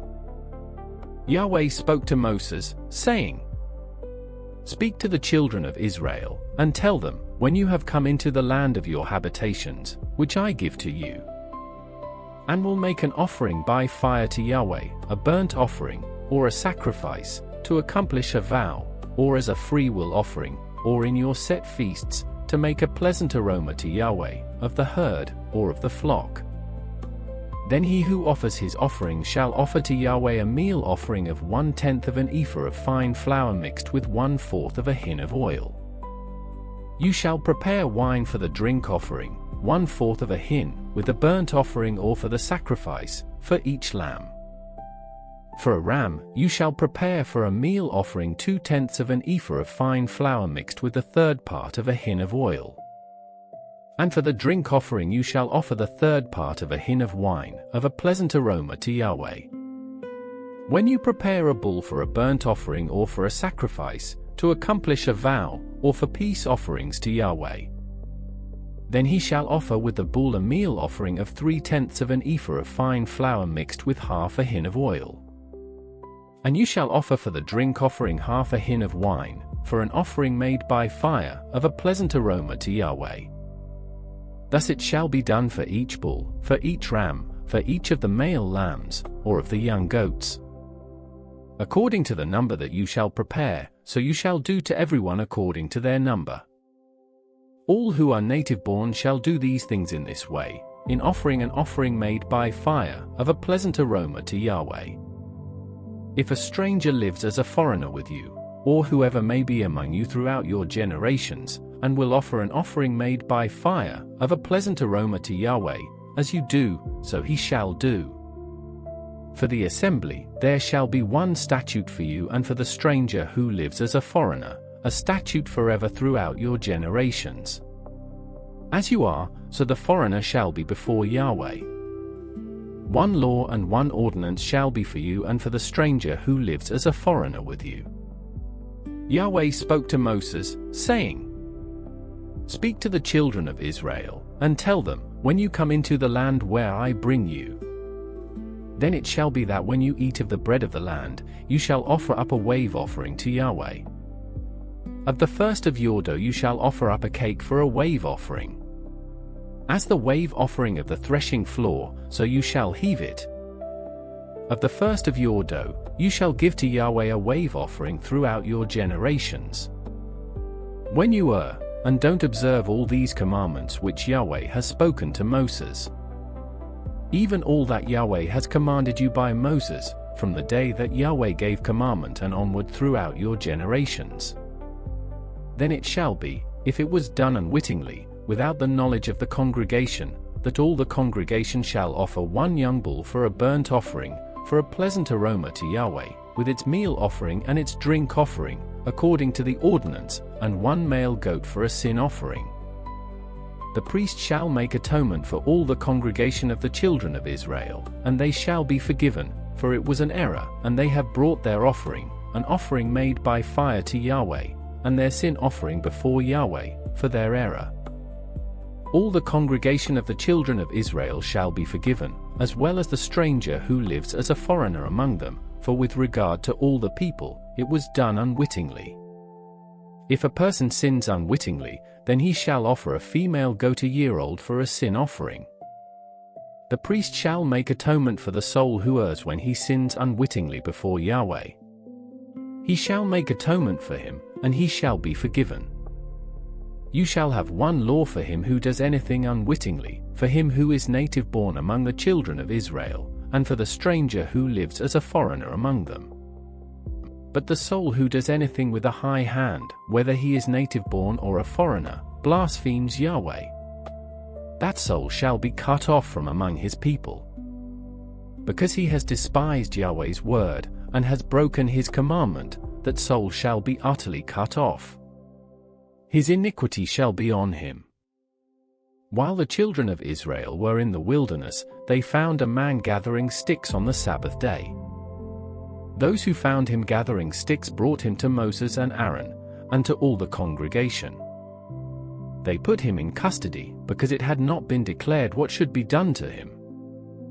Yahweh said to Moses, "The man shall surely be put to death. All the congregation shall stone him with stones outside of the camp." All the congregation brought him outside of the camp, and stoned him to death with stones, as Yahweh commanded Moses. Yahweh spoke to Moses, saying, "Speak to the children of Israel, and tell them that they should make themselves fringes on the borders of their garments throughout their generations, and that they put on the fringe of each border a cord of blue. It shall be to you for a fringe, that you may see it, and remember all Yahweh's commandments, and do them, and that you don't follow your own heart and your own eyes, after which you used to play the prostitute. So that you may remember and do all my commandments, and be holy to your God. I am Yahweh your God, who brought you out of the land of Egypt, to be your God. I am Yahweh your God." Now Korah, the son of Izhar, the son of Kohath, the son of Levi, with Dathan and Abiram, the sons of Eliab, and On, the son of Peleth, sons of Reuben, took some men. They rose up before Moses, with some of the children of Israel, 250 princes of the congregation, called to the assembly, men of renown. They assembled themselves together against Moses and against Aaron, and said to them, "You take too much on yourself, since all the congregation are holy, every one of them, and Yahweh is among them. Why do you lift yourselves up above Yahweh's assembly?" When Moses heard it, he fell on his face. He said to Korah and to all his company, "In the morning, Yahweh will show who are his, and who is holy, and will cause him to come near to him. Even him whom he shall choose, he will cause to come near to him. Do this, have Korah and all his company take censers. Put fire in them, and put incense on them before Yahweh tomorrow. It shall be that the man whom Yahweh chooses, he shall be holy. You have gone too far, you sons of Levi." Moses said to Korah, "Hear now, you sons of Levi. Is it a small thing to you that the God of Israel has separated you from the congregation of Israel, to bring you near to himself, to do the service of Yahweh's tabernacle, and to stand before the congregation to minister to them? And that he has brought you near, and all your brothers the sons of Levi with you? Do you seek the priesthood also? Therefore you and all your company have gathered together against Yahweh. What is Aaron that you complain against him?" Moses sent to call Dathan and Abiram, the sons of Eliab, and they said, "We won't come up. Is it a small thing that you have brought us up out of a land flowing with milk and honey, to kill us in the wilderness, but you must also make yourself a prince over us? Moreover, you haven't brought us into a land flowing with milk and honey, nor given us inheritance of fields and vineyards. Will you put out the eyes of these men? We won't come up." Moses was very angry, and said to Yahweh, "Don't respect their offering. I have not taken one donkey from them, neither have I hurt one of them." Moses said to Korah, "You and all your company go before Yahweh, you, and they, and Aaron, tomorrow. Each man take his censer and put incense on it, and each man bring before Yahweh his censer, 250 censers, you also, and Aaron, each with his censer. They each took his censer, and put fire in it, and laid incense on it, and stood at the door of the tent of meeting with Moses and Aaron. Korah assembled all the congregation opposite them to the door of the tent of meeting. Yahweh's glory appeared to all the congregation. Yahweh spoke to Moses and to Aaron, saying, "Separate yourselves from among this congregation, that I may consume them in a moment." They fell on their faces, and said, "God, the God of the spirits of all flesh, shall one man sin, and will you be angry with all the congregation?" Yahweh spoke to Moses, saying, "Speak to the congregation, saying, Get away from around the tent of Korah, Dathan, and Abiram." Moses rose up and went to Dathan and Abiram, and the elders of Israel followed him. He spoke to the congregation, saying, "Depart, please, from the tents of these wicked men, and touch nothing of theirs, lest you be consumed in all their sins." So they went away from the tent of Korah, Dathan, and Abiram, on every side.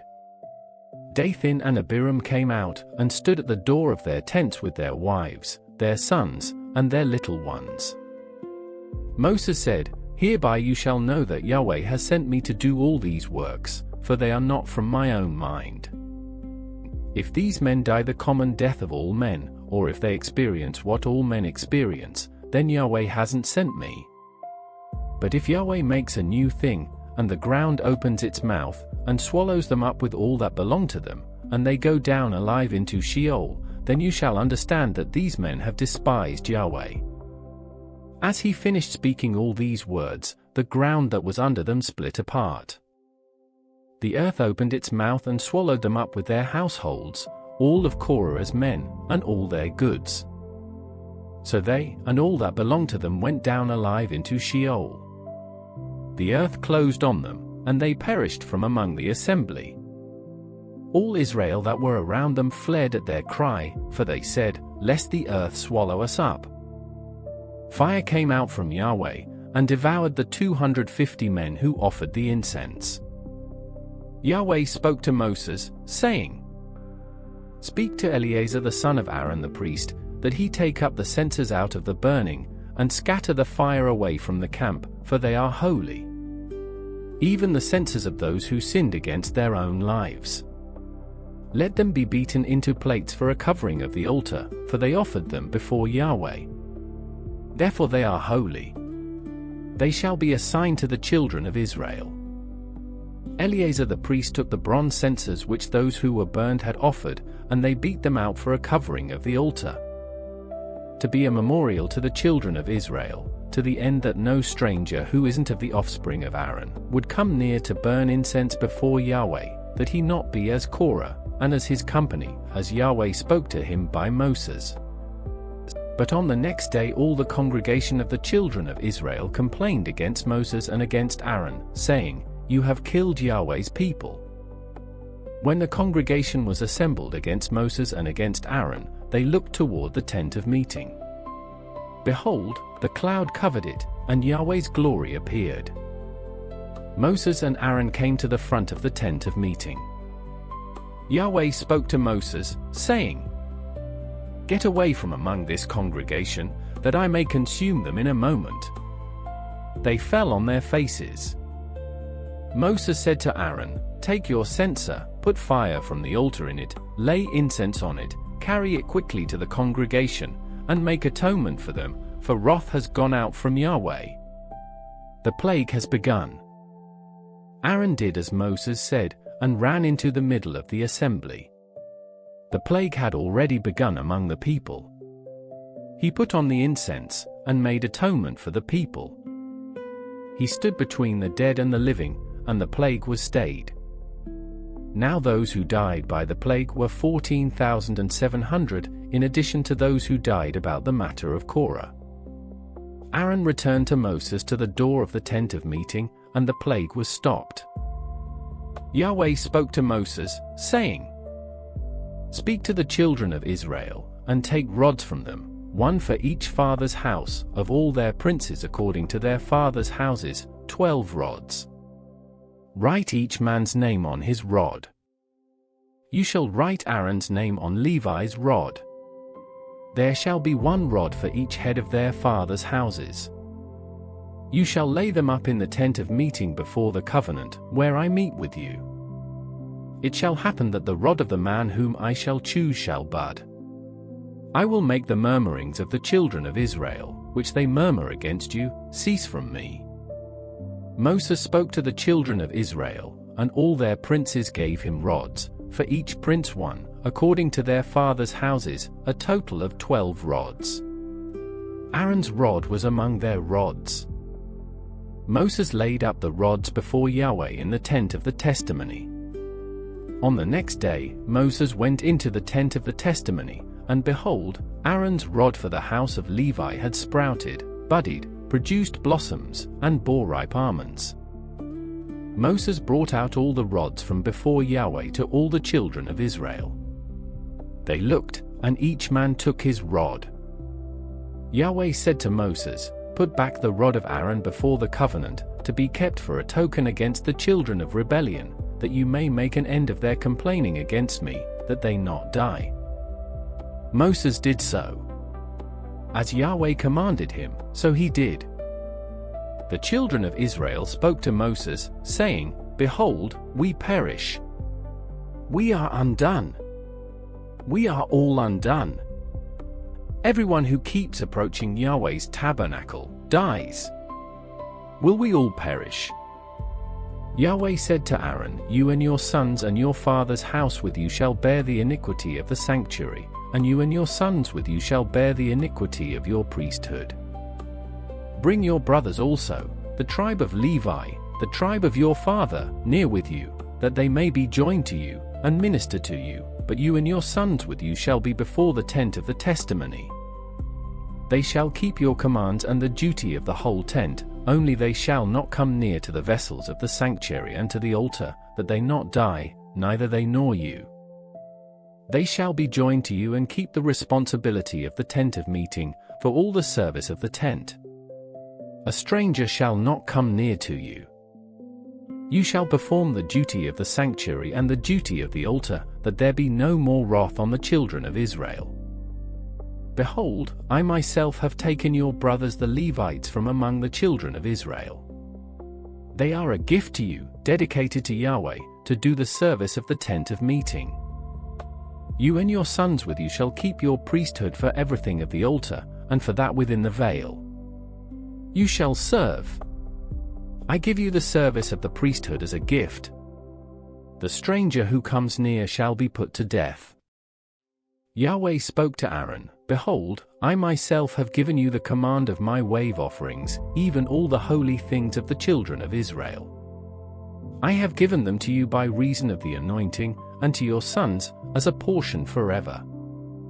This shall be yours of the most holy things from the fire, every offering of theirs, even every meal offering of theirs, and every sin offering of theirs, and every trespass offering of theirs, which they shall render to me, shall be most holy for you and for your sons.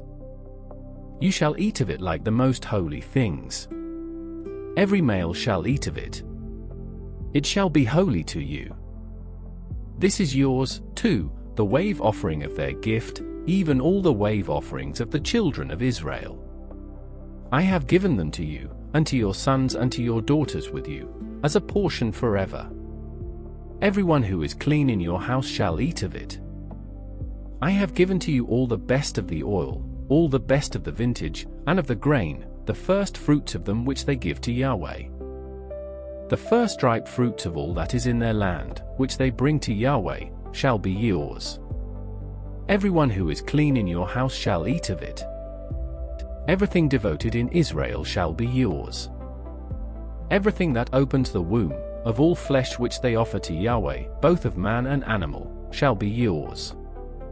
Nevertheless, you shall surely redeem the firstborn of man, and you shall redeem the firstborn of unclean animals.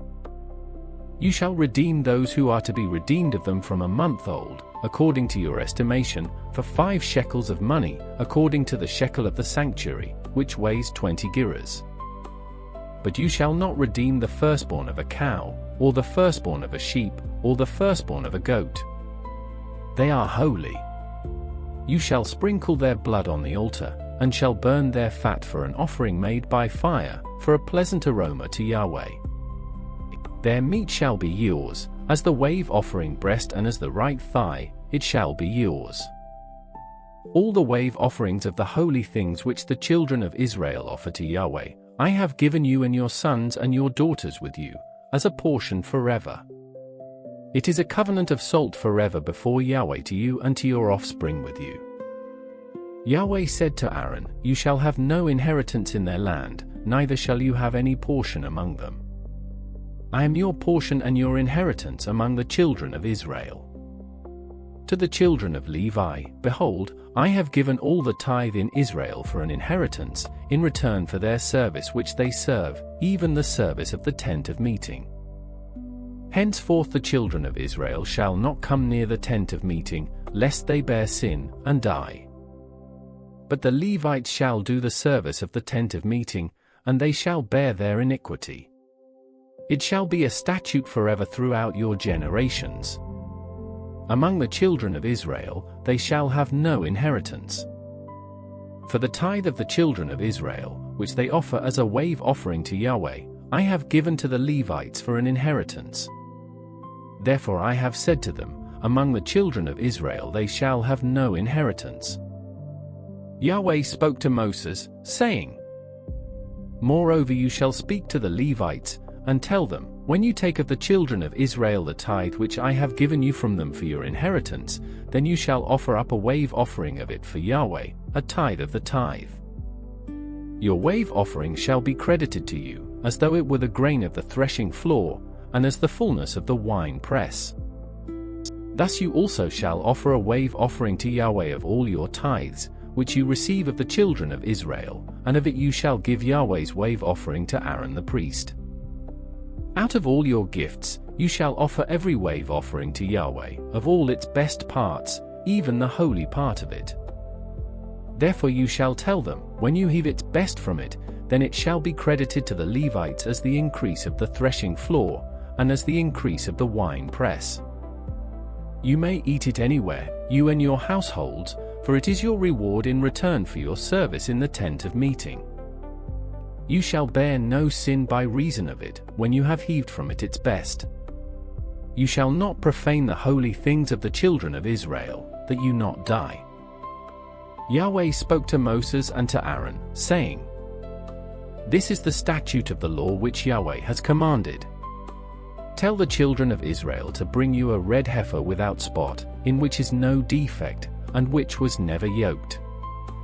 You shall give her to Eleazar the priest, and he shall bring her outside of the camp, and one shall kill her before his face.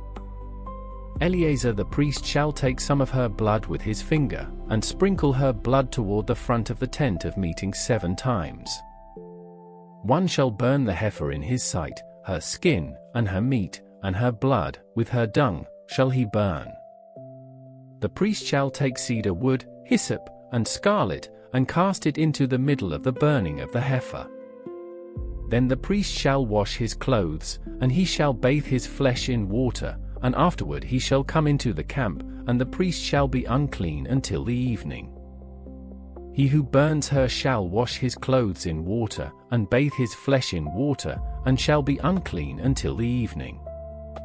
A man who is clean shall gather up the ashes of the heifer, and lay them up outside of the camp in a clean place, and it shall be kept for the congregation of the children of Israel for use in water for cleansing impurity. It is a sin offering. He who gathers the ashes of the heifer shall wash his clothes, and be unclean until the evening.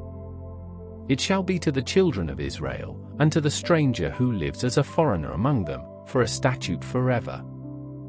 He who touches the dead body of any man shall be unclean 7 days.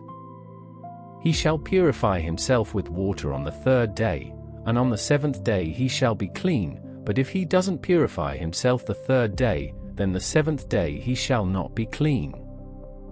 Whoever touches a dead person, the body of a man who has died, and doesn't purify himself, defiles Yahweh's tabernacle, and that soul shall be cut off from Israel, because the water for impurity was not sprinkled on him, he shall be unclean. His uncleanness is yet on him. This is the law when a man dies in a tent, everyone who comes into the tent, and everyone who is in the tent, shall be unclean 7 days. Every open vessel, which has no covering bound on it, is unclean. Whoever in the open field touches one who is slain with a sword, or a dead body, or a bone of a man, or a grave, shall be unclean 7 days. For the unclean, they shall take of the ashes of the burning of the sin offering, and running water shall be poured on them in a vessel. A clean person shall take hyssop, dip it in the water, and sprinkle it on the tent, on all the vessels, on the persons who were there, and on him who touched the bone, or the slain, or the dead, or the grave. The clean person shall sprinkle on the unclean on the 3rd day, and on the 7th day. On the 7th day, he shall purify him. He shall wash his clothes and bathe himself in water, and shall be clean at evening. But the man who shall be unclean, and shall not purify himself, that soul shall be cut off from among the assembly, because he has defiled the sanctuary of Yahweh. The water for impurity has not been sprinkled on him. He is unclean. It shall be a perpetual statute to them. He who sprinkles the water for impurity shall wash his clothes, and he who touches the water for impurity shall be unclean until evening. Whatever the unclean person touches shall be unclean, and the soul that touches it shall be unclean until evening. The children of Israel, even the whole congregation, came into the wilderness of Zin in the 1st month. The people stayed in Kadesh. Miriam died there, and was buried there. There was no water for the congregation, and they assembled themselves together against Moses and against Aaron. The people quarreled with Moses, and spoke, saying, "We wish that we had died when our brothers died before Yahweh. Why have you brought Yahweh's assembly into this wilderness, that we should die there, we and our animals? Why have you made us to come up out of Egypt, to bring us into this evil place? It is no place of seed, or of figs, or of vines, or of pomegranates, neither is there any water to drink." Moses and Aaron went from the presence of the assembly to the door of the tent of meeting, and fell on their faces. Yahweh's glory appeared to them.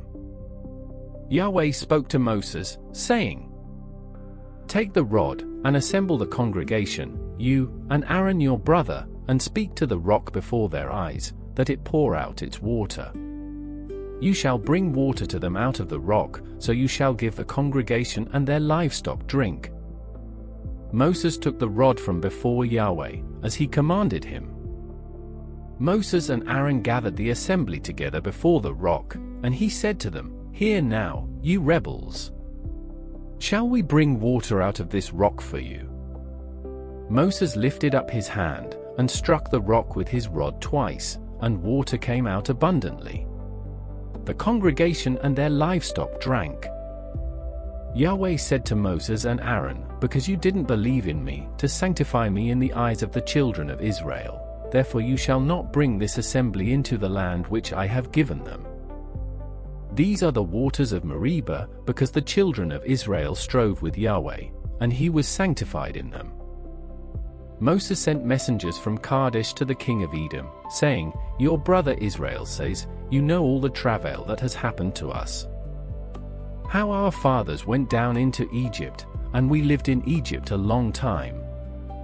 The Egyptians mistreated us and our fathers.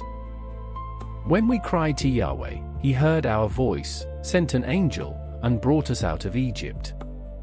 Behold, we are in Kadesh, a city in the edge of your border. Please let us pass through your land. We will not pass through field or through vineyard, neither will we drink from the water of the wells. We will go along the king's highway. We will not turn away to the right hand nor to the left, until we have passed your border." Edom said to him, "You shall not pass through me, lest I come out with the sword against you." The children of Israel said to him, "We will go up by the highway, and if we drink your water, I and my livestock, then I will give its price. Only let me, without doing anything else, pass through on my feet." He said, "You shall not pass through." Edom came out against him with many people, and with a strong hand. Thus Edom refused to give Israel passage through his border, so Israel turned away from him. They traveled from Kadesh, and the children of Israel, even the whole congregation, came to Mount Hor. Yahweh spoke to Moses and Aaron in Mount Hor, by the border of the land of Edom, saying, "Aaron shall be gathered to his people, for he shall not enter into the land which I have given to the children of Israel, because you rebelled against my word at the waters of Meribah. Take Aaron and Eleazar his son, and bring them up to Mount Hor. And strip Aaron of his garments, and put them on Eleazar his son. Aaron shall be gathered, and shall die there." Moses did as Yahweh commanded. They went up onto Mount Hor in the sight of all the congregation. Moses stripped Aaron of his garments, and put them on Eleazar his son. Aaron died there on the top of the mountain, and Moses and Eleazar came down from the mountain. When all the congregation saw that Aaron was dead, they wept for Aaron 30 days, even all the house of Israel. The Canaanite, the king of Arod, who lived in the south, heard that Israel came by the way of Atharim. He fought against Israel, and took some of them captive. Israel vowed a vow to Yahweh, and said, "If you will indeed deliver this people into my hand, then I will utterly destroy their cities." Yahweh listened to the voice of Israel, and delivered up the Canaanites, and they utterly destroyed them and their cities. The name of the place was called Hormah. They traveled from Mount Hor by the way to the Red Sea, to go around the land of Edom. The soul of the people was very discouraged because of the journey. The people spoke against God and against Moses, "Why have you brought us up out of Egypt to die in the wilderness? For there is no bread, there is no water, and our soul loathes this disgusting food." Yahweh sent venomous snakes among the people, and they bit the people. Many people of Israel died. The people came to Moses, and said, "We have sinned, because we have spoken against Yahweh and against you. Pray to Yahweh, that he take away the serpents from us." Moses prayed for the people. Yahweh said to Moses, "Make a venomous snake, and set it on a pole. It shall happen that everyone who is bitten, when he sees it, shall live." Moses made a serpent of bronze, and set it on the pole. If a serpent had bitten any man, when he looked at the serpent of bronze, he lived. The children of Israel traveled, and encamped in Oboth. They traveled from Oboth, and encamped at Ibarim, in the wilderness which is before Moab, toward the sunrise. From there they traveled, and encamped in the valley of Zered. From there they traveled, and encamped on the other side of the Arnon, which is in the wilderness that comes out of the border of the Amorites, for the Arnon is the border of Moab, between Moab and the Amorites. Therefore it is said in the book of the wars of Yahweh, Farheb in Suphah, the valleys of the Arnon. The slope of the valleys that incline toward the dwelling of Ar, leans on the border of Moab. From there they traveled to Beer, that is the well of which Yahweh said to Moses, "Gather the people together, and I will give them water." Then Israel sang this song, "Spring up, well. Sing to it. The well, which the princes dug, which the nobles of the people dug, with the scepter, and with their poles." From the wilderness they traveled to Mattanah, and from Mattanah to Nahaliel, and from Nahaliel to Bamoth, and from Bamoth to the valley that is in the field of Moab, to the top of Pisgah, which looks down on the desert. Israel sent messengers to Sihon king of the Amorites, saying, "Let me pass through your land. We will not turn away into field or vineyard. We will not drink of the water of the wells.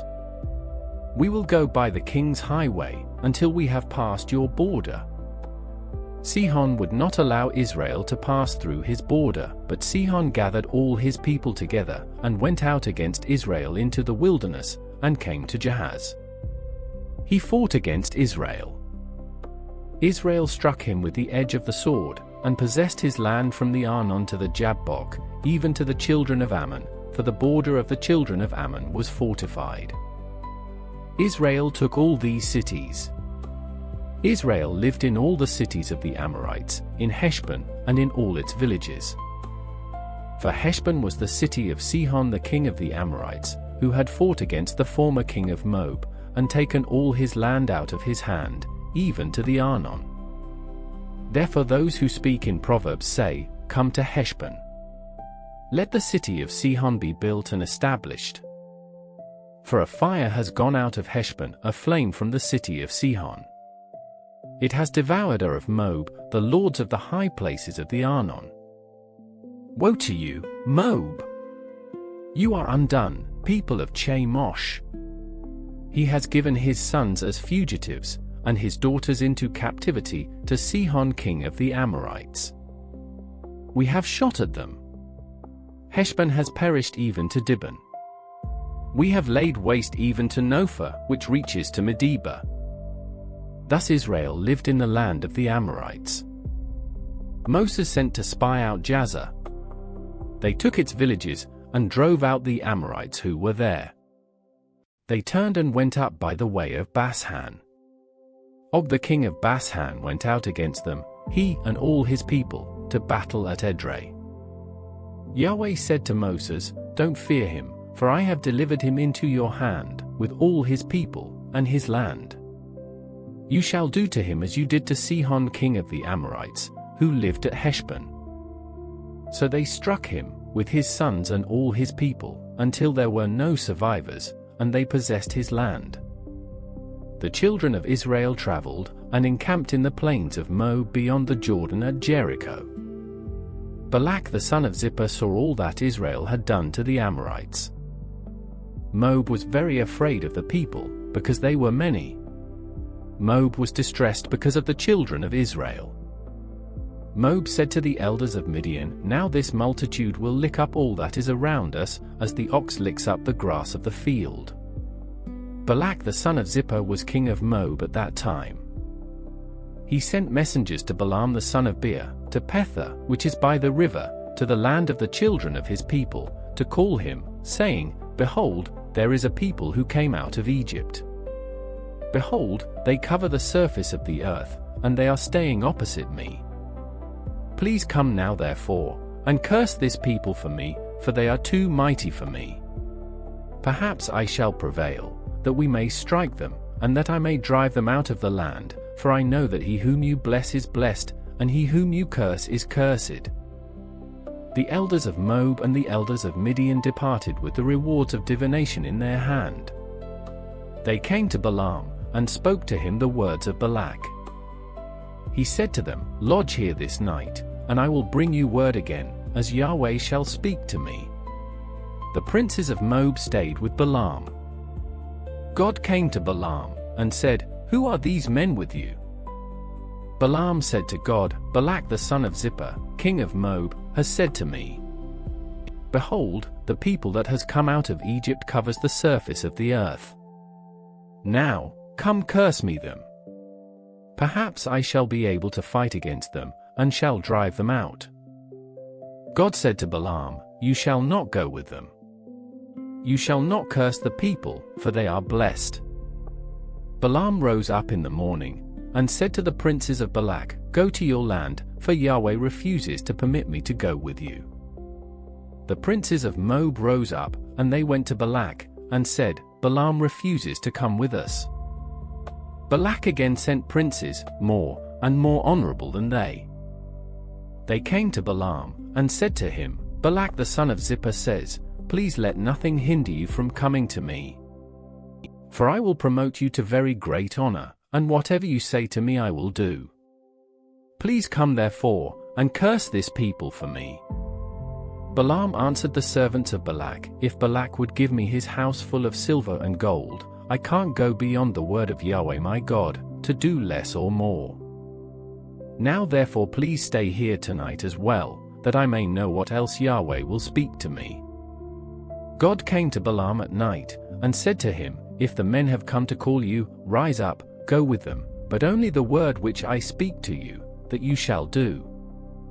Balaam rose up in the morning, and saddled his donkey, and went with the princes of Moab.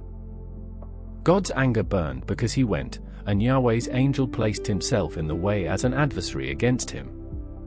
Now he was riding on his donkey, and his 2 servants were with him. The donkey saw Yahweh's angel standing in the way, with his sword drawn in his hand, and the donkey turned out of the path, and went into the field. Balaam struck the donkey, to turn her into the path. Then Yahweh's angel stood in a narrow path between the vineyards, a wall being on this side, and a wall on that side. The donkey saw Yahweh's angel, and she thrust herself to the wall, and crushed Balaam's foot against the wall. He struck her again. Yahweh's angel went further, and stood in a narrow place, where there was no way to turn either to the right hand or to the left. The donkey saw Yahweh's angel, and she lay down under Balaam. Balaam's anger burned, and he struck the donkey with his staff. Yahweh opened the mouth of the donkey, and she said to Balaam, "What have I done to you, that you have struck me these 3 times?" Balaam said to the donkey, "Because you have mocked me, I wish there were a sword in my hand, for now I would have killed you." The donkey said to Balaam, "Am I not your donkey, on which you have ridden all your life long until today? Was I ever in the habit of doing so to you?" He said, "No." Then Yahweh opened the eyes of Balaam, and he saw Yahweh's angel standing in the way, with his sword drawn in his hand, and he bowed his head, and fell on his face. Yahweh's angel said to him, "Why have you struck your donkey these 3 times? Behold, I have come out as an adversary, because your way is perverse before me. The donkey saw me, and turned away before me these 3 times. Unless she had turned away from me, surely now I would have killed you, and saved her alive." Balaam said to Yahweh's angel, "I have sinned, for I didn't know that you stood in the way against me. Now therefore, if it displeases you, I will go back again." Yahweh's angel said to Balaam, "Go with the men, but only the word that I shall speak to you, that you shall speak." So Balaam went with the princes of Balak. When Balak heard that Balaam had come, he went out to meet him to the city of Moab, which is on the border of the Arnon, which is in the utmost part of the border. Balak said to Balaam, "Didn't I earnestly send for you to summon you? Why didn't you come to me? Am I not able indeed to promote you to honor?" Balaam said to Balak, "Behold, I have come to you. Have I now any power at all to speak anything? The word that God puts in my mouth, that shall I speak." Balaam went with Balak, and they came to Kiriath-Huzoth. Balak sacrificed cattle and sheep, and sent to Balaam, and to the princes who were with him. In the morning, Balak took Balaam, and brought him up into the high places of Baal, and he saw from there part of the people. Balaam said to Balak, "Build here 7 altars for me, and prepare here 7 bulls and 7 rams for me." Balak did as Balaam had spoken, and Balak and Balaam offered on every altar a bull and a ram.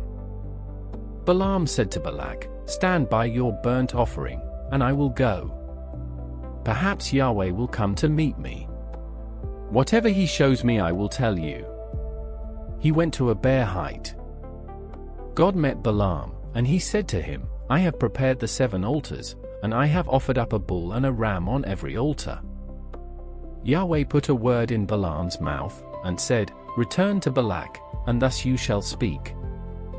He returned to him, and behold, he was standing by his burnt offering, he and all the princes of Moab.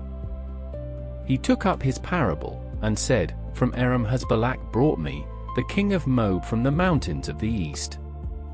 Come, curse Jacob for me. Come, defy Israel. How shall I curse whom God has not cursed? How shall I defy whom Yahweh has not defied? For from the top of the rocks I see him. From the hills I see him. Behold, it is a people that dwells alone, and shall not be listed among the nations. Who can count the dust of Jacob, or count the fourth part of Israel? Let me die the death of the righteous. Let my last end be like his. Balak said to Balaam, What have you done to me? I took you to curse my enemies, and behold, you have blessed them altogether. He answered and said, Must I not take heed to speak that which Yahweh puts in my mouth? Balak said to him, Please come with me to another place, where you may see them. You shall see just part of them, and shall not see them all. Curse them from there for me. He took him into the field of Zophim, to the top of Pisgah, and built 7 altars, and offered up a bull and a ram on every altar. He said to Balak, Stand here by your burnt offering, while I meet God over there. Yahweh met Balaam, and put a word in his mouth, and said, Return to Balak, and say this. He came to him, and behold, he was standing by his burnt offering, and the princes of Moab with him. Balak said to him, What has Yahweh spoken? He took up his parable, and said, Rise up, Balak, and hear. Listen to me, you son of Zippor. God is not a man, that he should lie, nor a son of man, that he should repent. Has he said, and will he not do it? Or has he spoken, and will he not make it good? Behold, I have received a command to bless. He has blessed, and I can't reverse it. He has not seen iniquity in Jacob. Neither has he seen perverseness in Israel. Yahweh his God is with him. The shout of a king is among them. God brings them out of Egypt. He has as it were the strength of the wild ox. Surely there is no enchantment with Jacob, neither is there any divination with Israel. Now it shall be said of Jacob and of Israel, What has God done? Behold, a people rises up as a lioness. As a lion he lifts himself up. He shall not lie down until he eats of the prey, and drinks the blood of the slain. Balak said to Balaam, Neither curse them at all, nor bless them at all.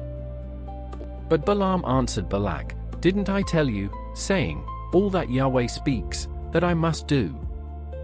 Balak said to Balaam, Come now, I will take you to another place, perhaps it will please God that you may curse them for me from there. Balak took Balaam to the top of Peor, that looks down on the desert. Balaam said to Balak, Build 7 altars for me here, and prepare 7 bulls and 7 rams for me here.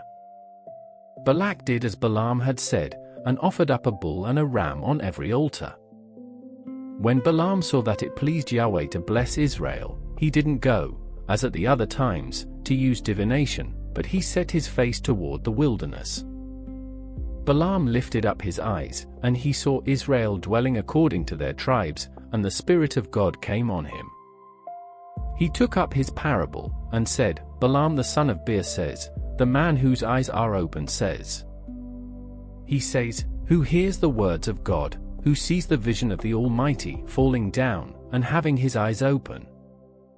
How goodly are your tents, Jacob, and your dwellings, Israel! As valleys they are spread out, as gardens by the riverside, as aloes which Yahweh has planted, as cedar trees beside the waters. Water shall flow from his buckets.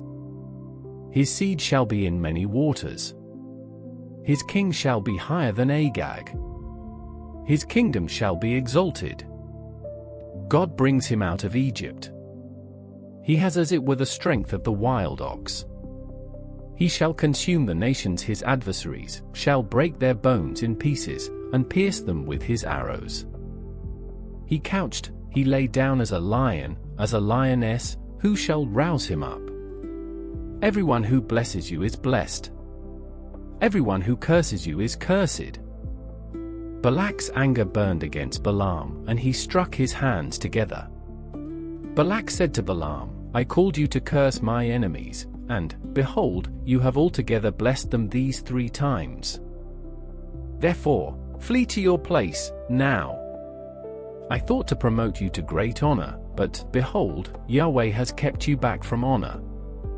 Balaam said to Balak, Didn't I also tell your messengers whom you sent to me, saying, If Balak would give me his house full of silver and gold, I can't go beyond Yahweh's word, to do either good or bad from my own mind.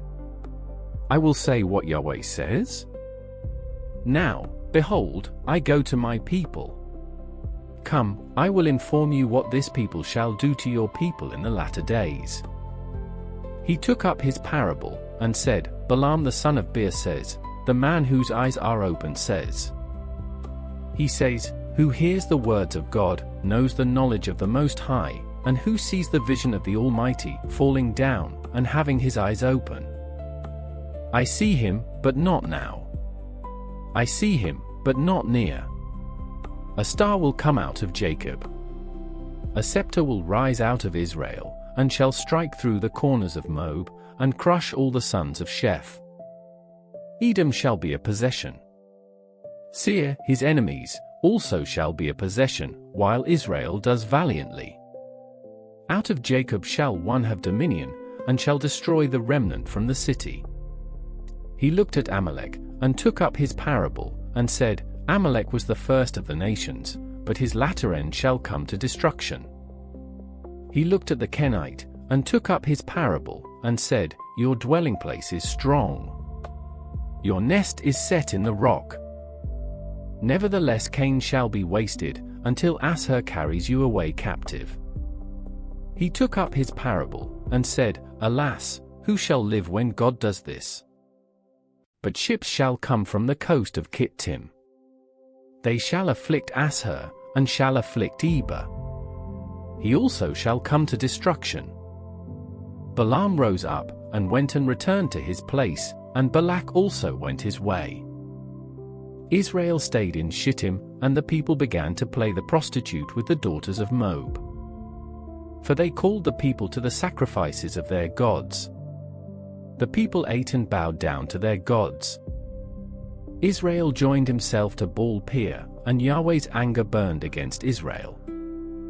Yahweh said to Moses, Take all the chiefs of the people, and hang them up to Yahweh before the sun, that the fierce anger of Yahweh may turn away from Israel.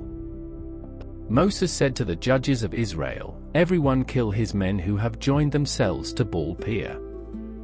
Behold, one of the children of Israel came and brought to his brothers a Midianite woman in the sight of Moses, and in the sight of all the congregation of the children of Israel, while they were weeping at the door of the tent of meeting. When Phinehas, the son of Eleazar, the son of Aaron the priest, saw it, he rose up from the middle of the congregation, and took a spear in his hand. He went after the man of Israel into the pavilion, and thrust both of them through, the man of Israel, and the woman through her body. So the plague was stopped among the children of Israel. Those who died by the plague were 24,000. Yahweh spoke to Moses, saying, Phinehas, the son of Eleazar, the son of Aaron the priest, has turned my wrath away from the children of Israel, in that he was jealous with my jealousy among them, so that I didn't consume the children of Israel in my jealousy. Therefore say, Behold, I give to him my covenant of peace. It shall be to him, and to his offspring after him, the covenant of an everlasting priesthood, because he was jealous for his God, and made atonement for the children of Israel. Now the name of the man of Israel that was slain, who was slain with the Midianite woman, was Zimri, the son of Salu, a prince of a father's house among the Simeonites. The name of the Midianite woman who was slain was Cosbi, the daughter of Zer. He was head of the people of a father's house in Midian. Yahweh spoke to Moses, saying, Harass the Midianites, and strike them. For they harassed you with their wiles, wherein they have deceived you in the matter of Peor, and in the incident regarding Cosbi, the daughter of the prince of Midian, their sister, who was slain on the day of the plague in the matter of Peor. After the plague, Yahweh spoke to Moses and to Eleazar the son of Aaron the priest, saying, Take a census of all the congregation of the children of Israel, from 20 years old and upward, by their fathers' houses, all who are able to go out to war in Israel. Moses and Eleazar the priest spoke with them in the plains of Moab by the Jordan at Jericho, saying, Take a census, from 20 years old and upward, as Yahweh commanded Moses and the children of Israel. These are those that came out of the land of Egypt. Reuben, the firstborn of Israel, the sons of Reuben, of Hanok, the family of the Hanokites, of Palu, the family of the Paluites. Of Hezron, the family of the Hezronites, of Carmi, the family of the Carmites. These are the families of the Reubenites, and those who were counted of them were 43,730. The son of Palu, Eliab. The sons of Eliab, Nemuel, Dathan, and Abiram. These are that Dathan and Abiram who were called by the congregation, who rebelled against Moses and against Aaron in the company of Korah when they rebelled against Yahweh. And the earth opened its mouth, and swallowed them up together with Korah when that company died. At the time the fire devoured 250 men, and they became a sign. Notwithstanding, the sons of Korah didn't die. The sons of Simeon after their families, of Nemuel, the family of the Nemuelites, of Shemin, the family of the Jamanites, of Jachin, the family of the Jachanites. Of Zerah, the family of the Zerahites, of Shaul, the family of the Shaulites. These are the families of the Simeonites, 22,200. The sons of Gad after their families, of Zephon, the family of the Zephonites, of Haggi, the family of the Haggites, of Shuni, the family of the Shunites. Of Ozni, the family of the Oznites, of the family of the Arites. Of Arad, the family of the Aradites, of Areli, the family of the Arelites. These are the families of the sons of Gad according to those who were counted of them, 40,500. The sons of Judah, Onan. Onan died in the land of Canaan. The sons of Judah after their families were of Shelah, the family of the Shelonites, of Perez, the family of the Perizzites, of Zerah, the family of the Zerahites. The sons of Perez were of Hezron, the family of the Hezronites, of Hamul, the family of the Hamulites. These are the families of Judah according to those who were counted of them, 76,500. The sons of Issachar after their families, of Tola, the family of the Tolates, of Puvah, the family of the Punites. Of Jashub, the family of the Jashubites, of Shimron, the family of the Shimronites. These are the families of Issachar according to those who were counted of them, 64,300. The sons of Zebulun after their families, of Sered, the family of the Seredites, of Elon, the family of the Elonites, of Yoliel, the family of the Jalilites. These are the families of the Zebulunites according to those who were counted of them, 60,500. The sons of Joseph after their families, Manasseh and Ephraim. The sons of Manasseh of Machir, the family of the Machirites, and Machir became the father of Gilead, the family of the Gileadites. These are the sons of Gilead, of Izer, the family of the Iezerites, of Heleg, the family of the Helekites.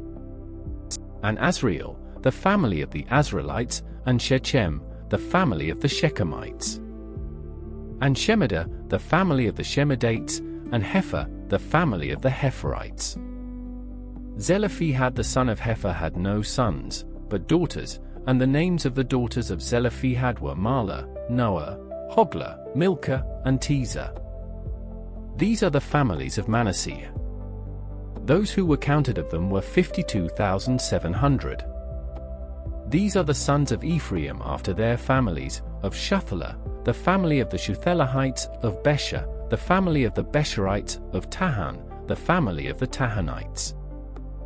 These are the sons of Shuthelah, of Aaron, the family of the Aaronites.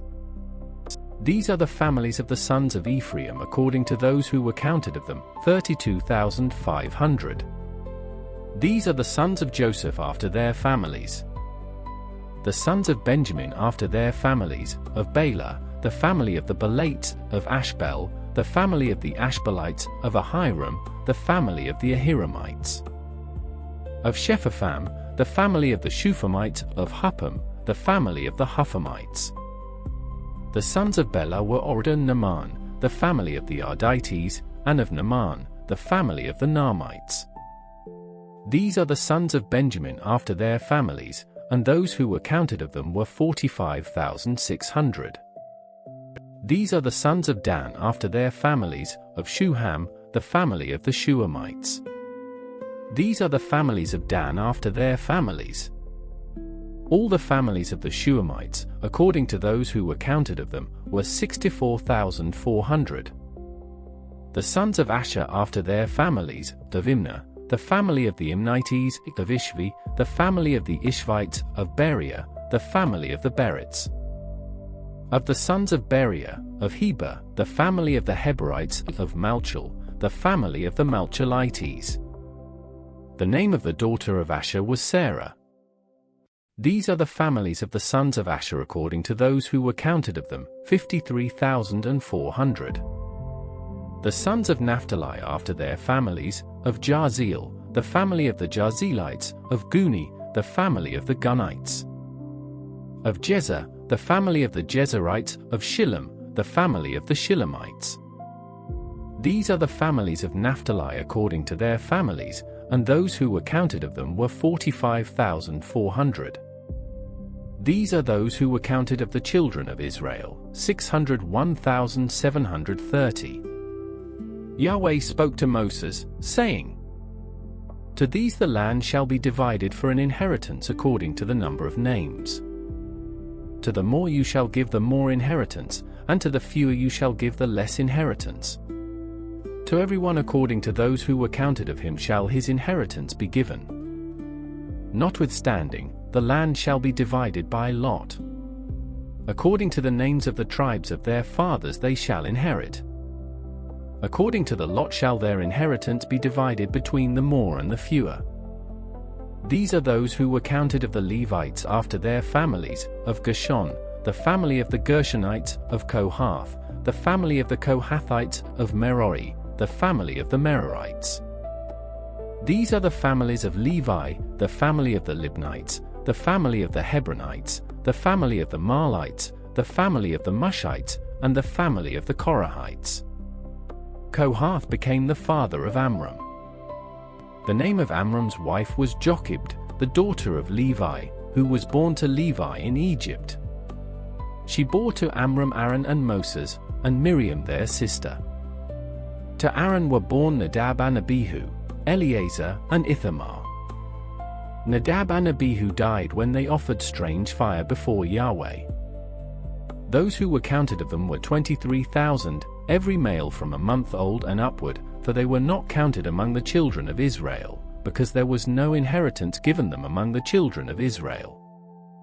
These are those who were counted by Moses and Eleazar the priest, who counted the children of Israel in the plains of Moab by the Jordan at Jericho. But among these there was not a man of them who were counted by Moses and Aaron the priest, who counted the children of Israel in the wilderness of Sinai. For Yahweh had said of them, "They shall surely die in the wilderness." There was not a man left of them, except Caleb the son of Jephunneh, and Joshua the son of Nun. Then the daughters of Zelophehad, the son of Hepher, the son of Gilead, the son of Machir, the son of Manasseh, of the families of Manasseh the son of Joseph came near.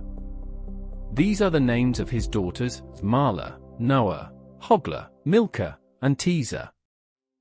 They stood before Moses, before Eleazar the priest, and before the princes and all the congregation, at the door of the tent of meeting, saying, "Our father died in the wilderness. He was not among the company of those who gathered themselves together against Yahweh in the company of Korah, but he died in his own sin. He had no sons. Why should the name of our father be taken away from among his family, because he had no son? Give to us a possession among the brothers of our father." Moses brought their cause before Yahweh. Yahweh spoke to Moses, saying, "The daughters of Zelophehad speak right. you shall surely give them a possession of an inheritance among their father's brothers. You shall cause the inheritance of their father to pass to them. You shall speak to the children of Israel, saying, if a man dies, and has no son, then you shall cause his inheritance to pass to his daughter. If he has no daughter, then you shall give his inheritance to his brothers. If he has no brothers, then you shall give his inheritance to his father's brothers. If his father has no brothers, then you shall give his inheritance to his kinsman who is next to him of his family, and he shall possess it. This shall be a statute and ordinance for the children of Israel, as Yahweh commanded Moses. Yahweh said to Moses, go up into this mountain of Abarim, and see the land which I have given to the children of Israel. When you have seen it, you also shall be gathered to your people, as Aaron your brother was gathered. Because in the strife of the congregation, you rebelled against my word in the wilderness of Zin, to honor me as holy at the waters before their eyes. These are the waters of Meribah of Kadesh in the wilderness of Zin. Moses spoke to Yahweh, saying, let Yahweh, the God of the spirits of all flesh, appoint a man over the congregation, who may go out before them, and who may come in before them, and who may lead them out, and who may bring them in, that the congregation of Yahweh may not be as sheep which have no shepherd. Yahweh said to Moses, take Joshua the son of Nun, a man in whom is the Spirit, and lay your hand on him. Set him before Eleazar the priest, and before all the congregation, and commission him in their sight. You shall give authority to him, that all the congregation of the children of Israel may obey. He shall stand before Eleazar the priest, who shall inquire for him by the judgment of the Urim before Yahweh. At his word they shall go out, and at his word they shall come in, both he and all the children of Israel with him, even all the congregation. Moses did as Yahweh commanded him. He took Joshua, and set him before Eleazar the priest and before all the congregation. He laid his hands on him and commissioned him, as Yahweh spoke by Moses. Yahweh spoke to Moses, saying, command the children of Israel, and tell them, see that you present my offering, my food for my offerings made by fire, as a pleasant aroma to me, in their due season. You shall tell them, this is the offering made by fire which you shall offer to Yahweh, male lambs a year old without defect, 2 day by day, for a continual burnt offering. You shall offer the one lamb in the morning, and you shall offer the other lamb at evening. With 1/10 of an ephah of fine flour for a meal offering, mixed with the 4th part of a hin of beaten oil. It is a continual burnt offering which was ordained in Mount Sinai for a pleasant aroma, an offering made by fire to Yahweh. Its drink offering shall be the 4th part of a hin for each lamb. You shall pour out a drink offering of strong drink to Yahweh in the holy place. The other lamb you shall offer at evening. As the meal offering of the morning, and as its drink offering, you shall offer it, an offering made by fire, for a pleasant aroma to Yahweh. On the Sabbath day, you shall offer 2 male lambs a year old without defect, and 2/10 of an ephah of fine flour for a meal offering mixed with oil, and its drink offering. This is the burnt offering of every Sabbath, in addition to the continual burnt offering and its drink offering. In the beginnings of your months, you shall offer a burnt offering to Yahweh, 2 young bulls, 1 ram, 7 male lambs a year old without defect, and 3/10 of an ephah of fine flour for a meal offering mixed with oil, for each bull, and 2/10 parts of fine flour for a meal offering mixed with oil, for the 1 ram, and 1/10 part of fine flour mixed with oil for a meal offering to every lamb, as a burnt offering of a pleasant aroma, an offering made by fire to Yahweh. Their drink offerings shall be half a hin of wine for a bull, the 3rd part of a hin for the ram, and the 4th part of a hin for a lamb. This is the burnt offering of every month throughout the months of the year. Also, 1 male goat for a sin offering to Yahweh shall be offered in addition to the continual burnt offering and its drink offering. In the 1st month, on the 14th day of the month, is Yahweh's Passover. On the 15th day of this month shall be a feast. Unleavened bread shall be eaten for 7 days. In the first day shall be a holy convocation. You shall do no regular work. But you shall offer an offering made by fire, a burnt offering to Yahweh, 2 young bulls, 1 ram, and 7 male lambs a year old. They shall be without defect. With their meal offering, fine flour mixed with oil. You shall offer 3/10 for a bull, and 2/10 for the ram. You shall offer 1/10 for every lamb of the 7 lambs. And 1 male goat for a sin offering, to make atonement for you.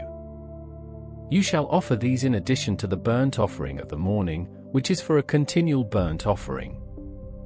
In this way you shall offer daily, for 7 days, the food of the offering made by fire, of a pleasant aroma to Yahweh. It shall be offered in addition to the continual burnt offering and its drink offering. On the 7th day you shall have a holy convocation.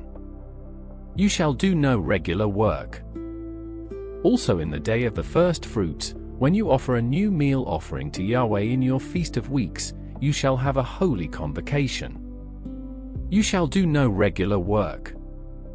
But you shall offer a burnt offering for a pleasant aroma to Yahweh, 2 young bulls, 1 ram, 7 male lambs a year old. And their meal offering, fine flour mixed with oil, 3/10 for each bull, 2/10 for the 1 ram. 1/10 for every lamb of the 7 lambs. And 1 male goat, to make atonement for you. Besides the continual burnt offering and its meal offering, you shall offer them and their drink offerings. See that they are without defect. In the 7th month, on the 1st day of the month, you shall have a holy convocation, you shall do no regular work. It is a day of blowing of trumpets to you. You shall offer a burnt offering for a pleasant aroma to Yahweh, 1 young bull, 1 ram, 7 male lambs a year old without defect. And their meal offering, fine flour mixed with oil, 3/10 for the bull, 2/10 for the ram. And 1/10 for every lamb of the 7 lambs. And 1 male goat for a sin offering, to make atonement for you. In addition to the burnt offering of the new moon with its meal offering, and the continual burnt offering with its meal offering, and their drink offerings, according to their ordinance, for a pleasant aroma, an offering made by fire to Yahweh. On the 10th day of this 7th month you shall have a holy convocation. You shall afflict your souls. You shall do no kind of work. But you shall offer a burnt offering to Yahweh for a pleasant aroma, 1 young bull, 1 ram, 7 male lambs a year old, all without defect. And their meal offering, fine flour mixed with oil, 3/10 for the bull, 2/10 for the 1 ram. 1/10 for every lamb of the 7 lambs. 1 male goat for a sin offering, in addition to the sin offering of atonement, and the continual burnt offering, and its meal offering, and their drink offerings. On the 15th day of the 7th month you shall have a holy convocation. You shall do no regular work. You shall keep a feast to Yahweh 7 days. You shall offer a burnt offering, an offering made by fire, of a pleasant aroma to Yahweh, 13 young bulls, 2 rams, 14 male lambs a year old, all without defect. And their meal offering, fine flour mixed with oil, 3/10 for every bull of the 13 bulls, 2/10 for each ram of the 2 rams. And 1/10 for every lamb of the 14 lambs. And 1 male goat for a sin offering, in addition to the continual burnt offering, its meal offering, and its drink offering. On the 2nd day you shall offer 12 young bulls, 2 rams, and 14 male lambs a year old without defect. And their meal offering and their drink offerings for the bulls, for the rams, and for the lambs, according to their number, after the ordinance. And 1 male goat for a sin offering, in addition to the continual burnt offering, with its meal offering and their drink offerings. On the 3rd day, 11 bulls, 2 rams, 14 male lambs a year old without defect. and their meal offering and their drink offerings for the bulls, for the rams, and for the lambs, according to their number, after the ordinance. And 1 male goat for a sin offering, in addition to the continual burnt offering, and its meal offering, and its drink offering. On the 4th day 10 bulls, 2 rams, 14 male lambs a year old without defect. Their meal offering and their drink offerings for the bulls, for the rams, and for the lambs, according to their number, after the ordinance. And 1 male goat for a sin offering, in addition to the continual burnt offering, its meal offering, and its drink offering. On the 5th day, 9 bulls, 2 rams, 14 male lambs a year old without defect. And their meal offering and their drink offerings for the bulls, for the rams, and for the lambs, according to their number, after the ordinance. And 1 male goat for a sin offering, in addition to the continual burnt offering, and its meal offering, and its drink offering. On the 6th day, 8 bulls, 2 rams, 14 male lambs a year old without defect. And their meal offering and their drink offerings for the bulls, for the rams, and for the lambs, according to their number, after the ordinance. And 1 male goat for a sin offering, in addition to the continual burnt offering, its meal offering, and the drink offerings of it. On the 7th day, 7 bulls, 2 rams, 14 male lambs a year old without defect. And their meal offering and their drink offerings for the bulls, for the rams, and for the lambs, according to their number, after the ordinance. And 1 male goat for a sin offering, in addition to the continual burnt offering, its meal offering, and its drink offering. On the 8th day you shall have a solemn assembly. You shall do no regular work. But you shall offer a burnt offering, an offering made by fire, a pleasant aroma to Yahweh, 1 bull, 1 ram, 7 male lambs a year old without defect. Their meal offering and their drink offerings for the bull, for the ram, and for the lambs, shall be according to their number, after the ordinance. And 1 male goat for a sin offering, in addition to the continual burnt offering, with its meal offering, and its drink offering. You shall offer these to Yahweh in your set feasts, in addition to your vows and your freewill offerings, for your burnt offerings, your meal offerings, your drink offerings, and your peace offerings. Moses told the children of Israel according to all that Yahweh commanded Moses. Moses spoke to the heads of the tribes of the children of Israel, saying, This is the thing which Yahweh has commanded. When a man vows a vow to Yahweh, or swears an oath to bind his soul with a bond, he shall not break his word. He shall do according to all that proceeds out of his mouth.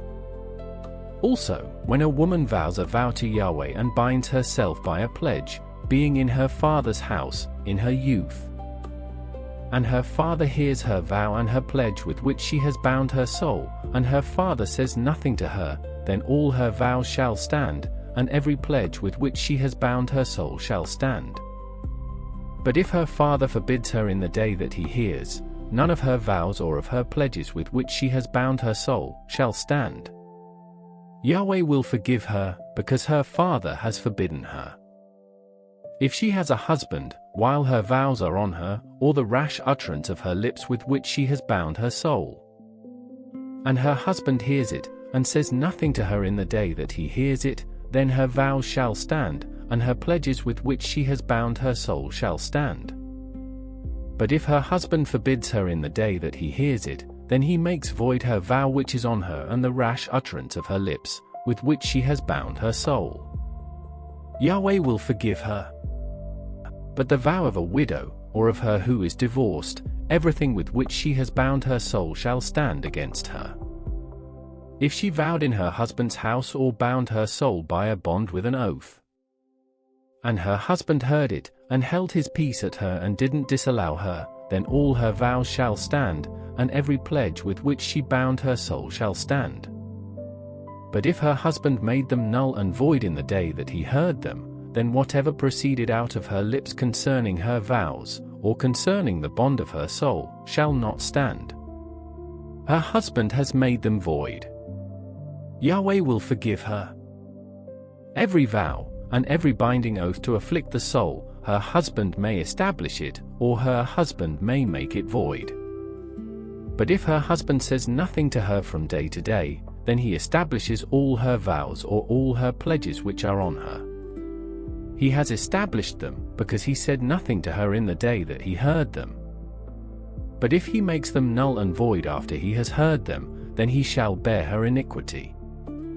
These are the statutes which Yahweh commanded Moses, between a man and his wife, between a father and his daughter, being in her youth, in her father's house. Yahweh spoke to Moses, saying, Avenge the children of Israel on the Midianites. Afterward you shall be gathered to your people. Moses spoke to the people, saying, Arm men from among you for war, that they may go against Midian, to execute Yahweh's vengeance on Midian. You shall send 1,000 out of every tribe, throughout all the tribes of Israel, to the war. So there were delivered, out of the thousands of Israel, 1,000 from every tribe, 12,000 armed for war. Moses sent them, 1,000 of every tribe, to the war with Phinehas the son of Eleazar the priest, to the war, with the vessels of the sanctuary and the trumpets for the alarm in his hand. They fought against Midian, as Yahweh commanded Moses.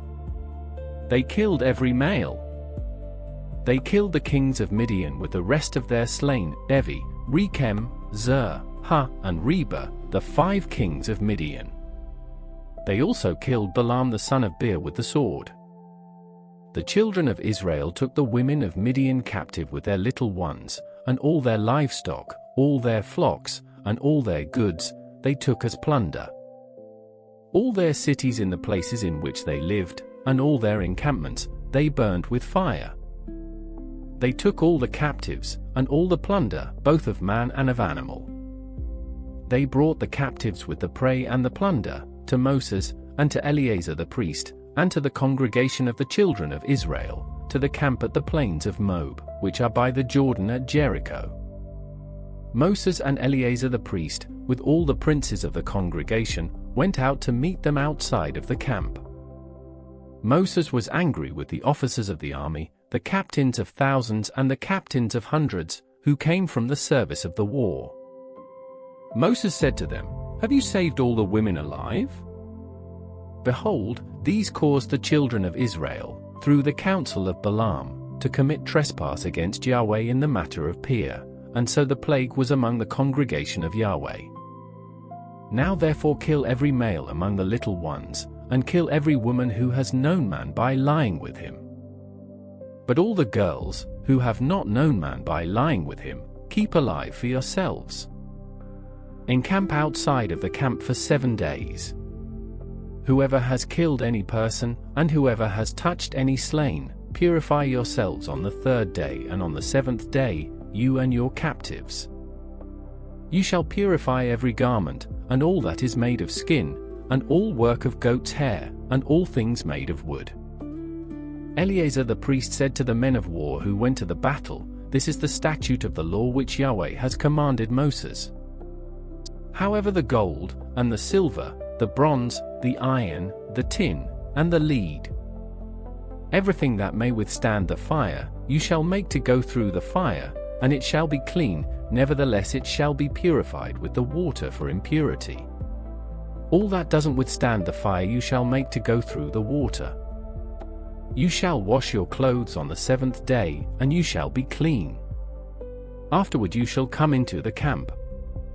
Yahweh spoke to Moses, saying, Count the plunder that was taken, both of man and of animal, you, and Eleazar the priest, and the heads of the fathers' households of the congregation. And divide the plunder into 2 parts, between the men skilled in war, who went out to battle, and all the congregation. Levi a tribute to Yahweh of the men of war who went out to battle, 1 soul of 500, of the persons, of the cattle, of the donkeys, and of the flocks. Take it from their half, and give it to Eleazar the priest, for Yahweh's wave offering. Of the children of Israel's half, you shall take 1 drawn out of every 50, of the persons, of the cattle, of the donkeys, and of the flocks, of all the livestock, and give them to the Levites, who perform the duty of Yahweh's tabernacle. Moses and Eleazar the priest did as Yahweh commanded Moses. Now the plunder, over and above the booty which the men of war took, was 675,000 sheep, 72,000 head of cattle, 61,000 donkeys, and 32,000 persons in all, of the women who had not known man by lying with him. The half, which was the portion of those who went out to war, was in number 337,500 sheep. And Yahweh's tribute of the sheep was 675. The cattle were 36,000, of which Yahweh's tribute was 72. The donkeys were 30,500, of which Yahweh's tribute was 61. The persons were 16,000, of whom Yahweh's tribute was 32 persons. Moses gave the tribute, which was Yahweh's wave offering, to Eleazar the priest, as Yahweh commanded Moses. Of the children of Israel's half, which Moses divided off from the men who fought. Now the congregation's half was 337,500 sheep, 36,000 head of cattle, 30,500 donkeys, and 16,000 persons. Even of the children of Israel's half, Moses took one drawn out of every 50, both of man and of animal, and gave them to the Levites, who performed the duty of Yahweh's tabernacle, as Yahweh commanded Moses. The officers who were over the thousands of the army, the captains of thousands, and the captains of hundreds, came near to Moses. They said to Moses, "Your servants have taken the sum of the men of war who are under our command, and there lacks not one man of us. We have brought Yahweh's offering, what every man found, gold ornaments, armlets, bracelets, signet rings, earrings, and necklaces, to make atonement for our souls before Yahweh." Moses and Eleazar the priest took their gold, even all worked jewels. All the gold of the wave offering that they offered up to Yahweh, of the captains of thousands, and of the captains of hundreds, was 16,750 shekels. The men of war had taken booty, every man for himself.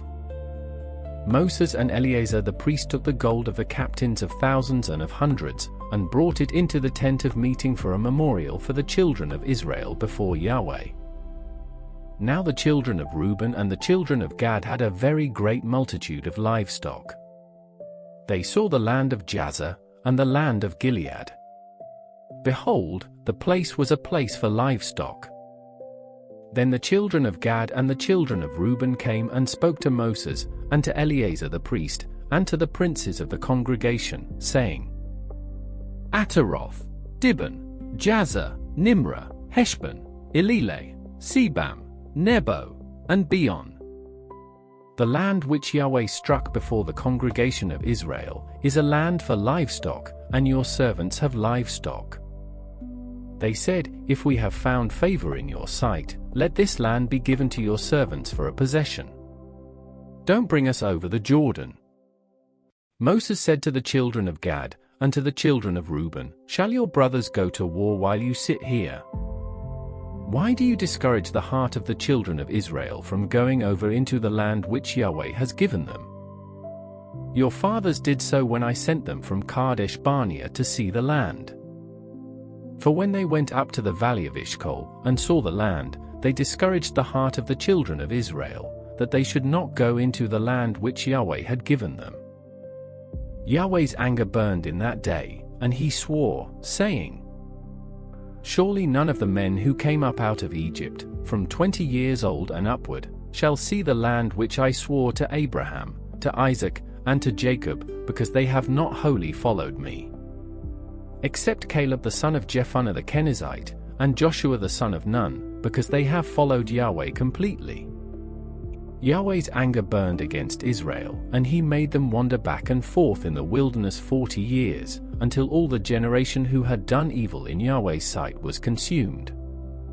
Behold, you have risen up in your father's place, an increase of sinful men, to increase the fierce anger of Yahweh toward Israel. For if you turn away from after him, he will yet again leave them in the wilderness, and you will destroy all these people. They came near to him, and said, We will build sheepfolds here for our livestock, and cities for our little ones. But we ourselves will be ready armed to go before the children of Israel, until we have brought them to their place. Our little ones shall dwell in the fortified cities because of the inhabitants of the land. We will not return to our houses until the children of Israel have all received their inheritance. For we will not inherit with them on the other side of the Jordan and beyond, because our inheritance has come to us on this side of the Jordan eastward. Moses said to them, If you will do this thing, if you will arm yourselves to go before Yahweh to the war, and every one of your armed men will pass over the Jordan before Yahweh until he has driven out his enemies from before him, and the land is subdued before Yahweh, then afterward you shall return, and be clear of obligation to Yahweh and to Israel. Then this land shall be your possession before Yahweh. But if you will not do so, behold, you have sinned against Yahweh, and be sure your sin will find you out. Build cities for your little ones, and folds for your sheep, and do that which has proceeded out of your mouth. The children of Gad and the children of Reuben spoke to Moses, saying, Your servants will do as my Lord commands. Our little ones, our wives, our flocks, and all our livestock shall be there in the cities of Gilead. But your servants will pass over, every man who is armed for war, before Yahweh to battle, as my Lord says. So Moses commanded concerning them to Eleazar the priest, and to Joshua the son of Nun, and to the heads of the fathers' households of the tribes of the children of Israel. Moses said to them, If the children of Gad and the children of Reuben will pass with you over the Jordan, every man who is armed to battle before Yahweh, and the land is subdued before you, then you shall give them the land of Gilead for a possession.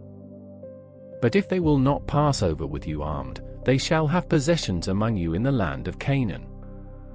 The children of Gad and the children of Reuben answered, saying, As Yahweh has said to your servants, so will we do. We will pass over armed before Yahweh into the land of Canaan, and the possession of our inheritance shall remain with us beyond the Jordan. Moses gave to them, even to the children of Gad, and to the children of Reuben, and to the half-tribe of Manasseh the son of Joseph, the kingdom of Sihon king of the Amorites, and the kingdom of Og king of Bashan, the land, according to its cities and borders, even the cities of the surrounding land. The children of Gad built Dibon, Ataroth, Arur, Atrath-Shopon, Jazer, Jogbehar, Beth-Nimrah, and Beth-Haran, fortified cities and folds for sheep. The children of Reuben built Heshbon, Eleleh, Kiriathaim, Nebo, and Baal-Min, their names being changed, and Sibmah. They gave other names to the cities which they built. The children of Machir the son of Manasseh went to Gilead, took it, and dispossessed the Amorites who were therein. Moses gave Gilead to Machir the son of Manasseh, and he lived therein. Joi the son of Manasseh went and took its villages, and called them Havoth-Joi. Noba went and took Kenath and its villages, and called it Noba, after his own name. These are the journeys of the children of Israel, when they went out of the land of Egypt by their armies under the hand of Moses and Aaron. Moses wrote the starting points of their journeys by the commandment of Yahweh. These are their journeys according to their starting points.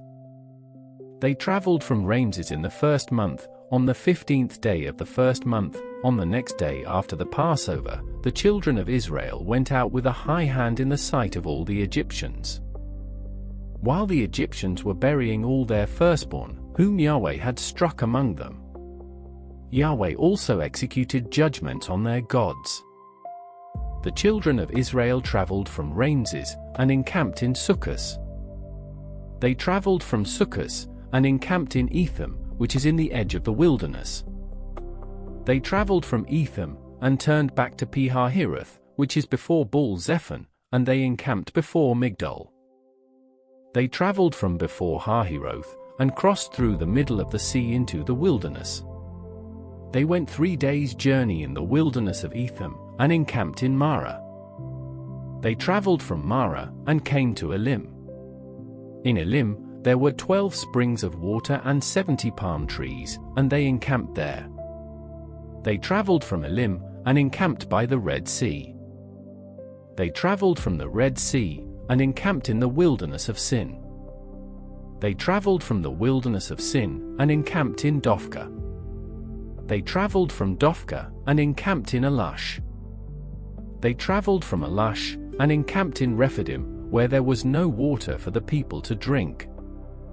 They traveled from Rephidim, and encamped in the wilderness of Sinai. They traveled from the wilderness of Sinai, and encamped in Kibroth Hattaavah. They traveled from Kibroth Hattaavah, and encamped in Hazeroth. They traveled from Hazeroth, and encamped in Rithmah. They traveled from Rithmah, and encamped in Rimmon Perez. They traveled from Rimmon Perez, and encamped in Libnah. They traveled from Libnah, and encamped in Rissah.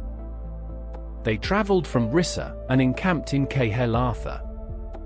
They traveled from Kehelatha, and encamped in Mount Shepah.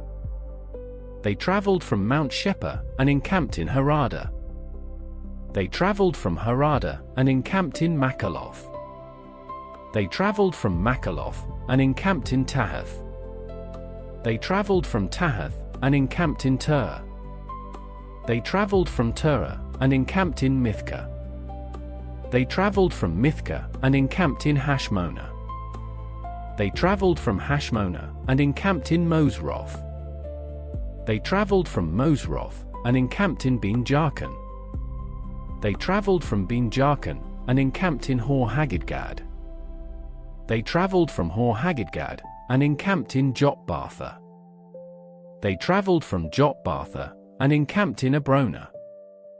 They traveled from Abrona, and encamped in Ezion-Geber. They traveled from Ezion-Geber, and encamped at Kadesh in the wilderness of Zin. They traveled from Kadesh, and encamped in Mount Hor, in the edge of the land of Edom. Aaron the priest went up into Mount Hor at the commandment of Yahweh and died there, in the 40th year after the children of Israel had come out of the land of Egypt, in the 5th month, on the 1st day of the month. Aaron was 123 years old when he died in Mount Hor. The Canaanite king of Orod, who lived in the south in the land of Canaan, heard of the coming of the children of Israel.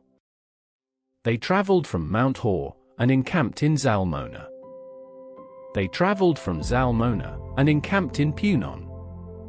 They traveled from Punon, and encamped in Oboth.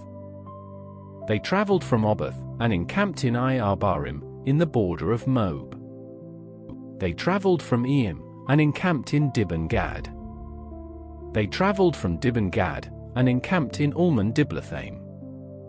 They traveled from Almon-Diblathaim, and encamped in the mountains of Arbarim, before Nebo. They traveled from the mountains of Arbarim, and encamped in the plains of Moab by the Jordan at Jericho. They encamped by the Jordan, from Beth Jeshimoth even to Abel Shittim in the plains of Moab. Yahweh spoke to Moses in the plains of Moab by the Jordan at Jericho, saying, "Speak to the children of Israel, and tell them, when you pass over the Jordan into the land of Canaan. Then you shall drive out all the inhabitants of the land from before you, destroy all their stone idols, destroy all their molten images, and demolish all their high places. You shall take possession of the land, and dwell therein, for I have given the land to you to possess it. You shall inherit the land by lot according to your families, to the more you shall give the more inheritance, and to the fewer you shall give the less inheritance. Wherever the lot falls to any man, that shall be his. You shall inherit according to the tribes of your fathers. But if you do not drive out the inhabitants of the land from before you, then those you let remain of them will be like pricks in your eyes and thorns in your sides. They will harass you in the land in which you dwell. It shall happen that as I thought to do to them, so I will do to you." Yahweh spoke to Moses, saying, "Command the children of Israel, and tell them, when you come into the land of Canaan, this is the land that shall fall to you for an inheritance, even the land of Canaan according to its borders. Then your south quarter shall be from the wilderness of Zin along by the side of Edom, and your south border shall be from the end of the salt sea eastward. Your border shall turn about southward of the ascent of Akrabim, and pass along to Zin, and it shall pass southward of Kadesh Barnea, and it shall go from there to Hazar Adda, and pass along to Asman. The border shall turn about from Asman to the brook of Egypt, and it shall end at the sea. For the western border, you shall have the great sea and its border. This shall be your west border. This shall be your north border. From the great sea you shall mark out for yourselves Mount Hor. From Mount Hor you shall mark out to the entrance of Hamath, and the border shall pass by Zedad. Then the border shall go to Ziphron, and it shall end at Hazar Enan. This shall be your north border. You shall mark out your east border from Hazar Enan to Shepham. The border shall go down from Shepham to Riblah, on the east side of Ain. The border shall go down, and shall reach to the side of the sea of Chinnereth eastward.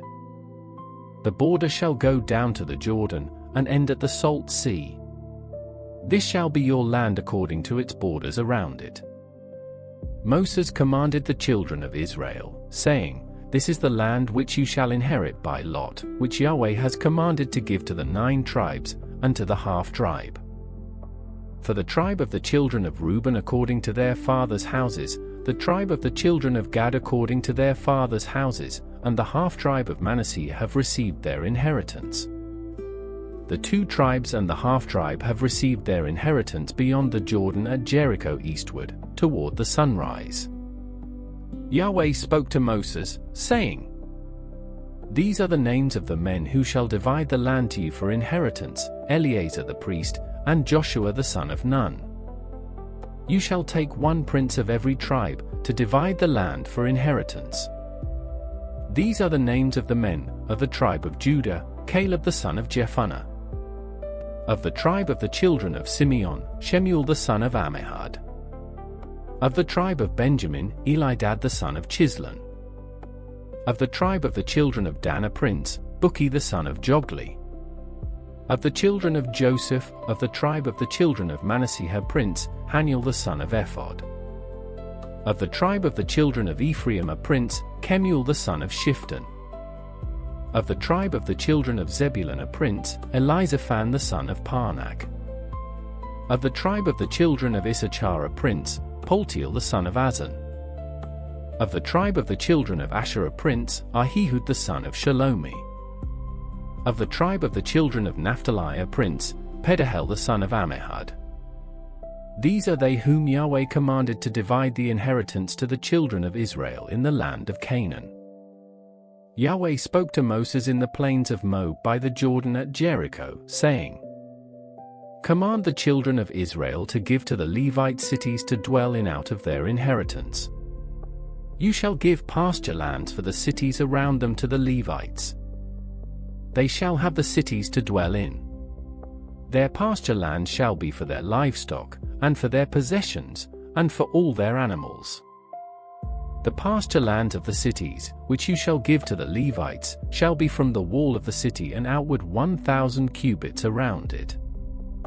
You shall measure outside of the city for the east side 2,000 cubits, and for the south side 2,000 cubits, and for the west side 2,000 cubits, and for the north side 2,000 cubits, the city being in the middle. This shall be the pasture land of their cities. The cities which you shall give to the Levites, they shall be the 6 cities of refuge, which you shall give for the manslayer to flee to. Besides them you shall give 42 cities. All the cities which you shall give to the Levites shall be 48 cities together with their pasture lands. Concerning the cities which you shall give of the possession of the children of Israel, from the many you shall take many, and from the few you shall take few. Everyone according to his inheritance which he inherits shall give some of his cities to the Levites. Yahweh spoke to Moses, saying, Speak to the children of Israel, and tell them, when you pass over the Jordan into the land of Canaan. Then you shall appoint for yourselves cities to be cities of refuge for you, that the manslayer who kills any person unwittingly may flee there. The cities shall be for your refuge from the avenger, that the manslayer not die until he stands before the congregation for judgment. The cities which you shall give shall be for you 6 cities of refuge. You shall give 3 cities beyond the Jordan, and you shall give 3 cities in the land of Canaan. They shall be cities of refuge. For the children of Israel, and for the stranger and for the foreigner living among them, shall these 6 cities be for refuge, that everyone who kills any person unwittingly may flee there. But if he struck him with an instrument of iron, so that he died, he is a murderer. The murderer shall surely be put to death. If he struck him with a stone in the hand, by which a man may die, and he died, he is a murderer. The murderer shall surely be put to death. Or if he struck him with a weapon of wood in the hand, by which a man may die, and he died, he is a murderer. The murderer shall surely be put to death. The avenger of blood shall himself put the murderer to death. When he meets him, he shall put him to death.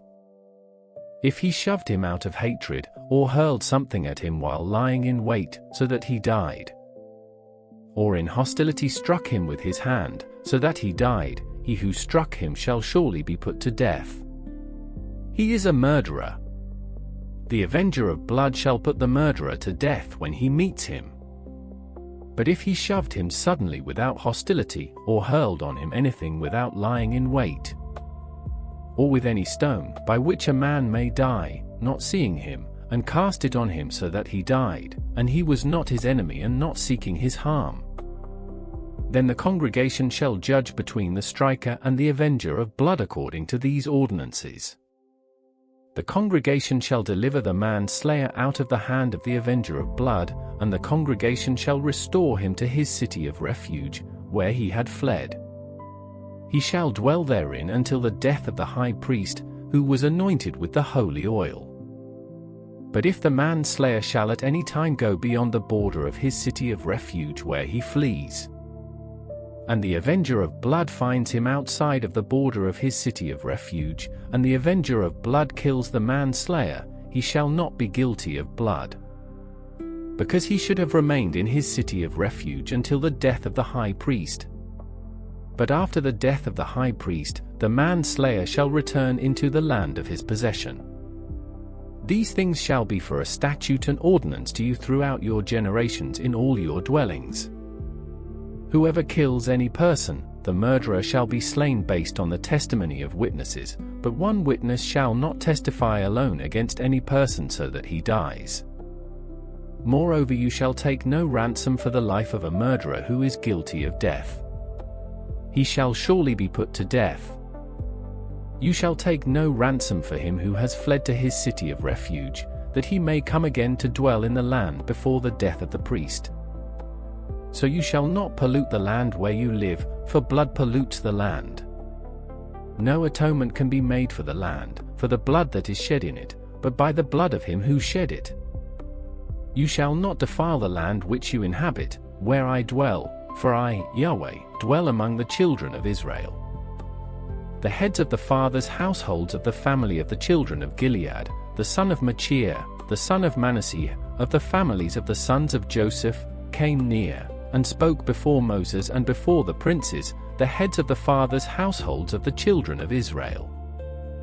They said, Yahweh commanded my Lord to give the land for inheritance by lot to the children of Israel. My Lord was commanded by Yahweh to give the inheritance of Zelophehad our brother to his daughters. If they are married to any of the sons of the other tribes of the children of Israel, then their inheritance will be taken away from the inheritance of our fathers, and will be added to the inheritance of the tribe to which they shall belong. So it will be taken away from the lot of our inheritance.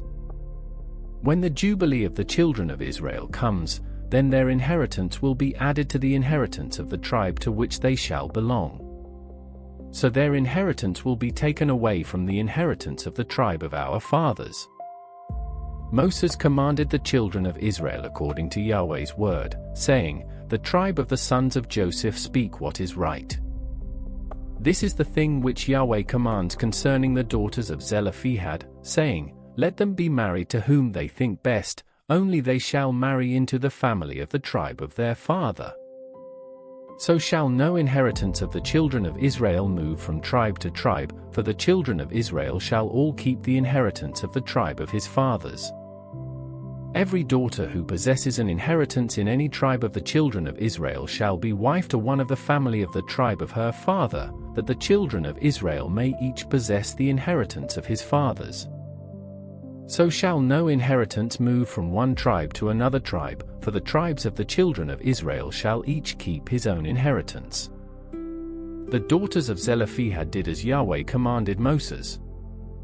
For Mahlah, Tirzah, Hoglah, Milcah, and Noah, the daughters of Zelophehad, were married to their father's brothers' sons. They were married into the families of the sons of Manasseh the son of Joseph.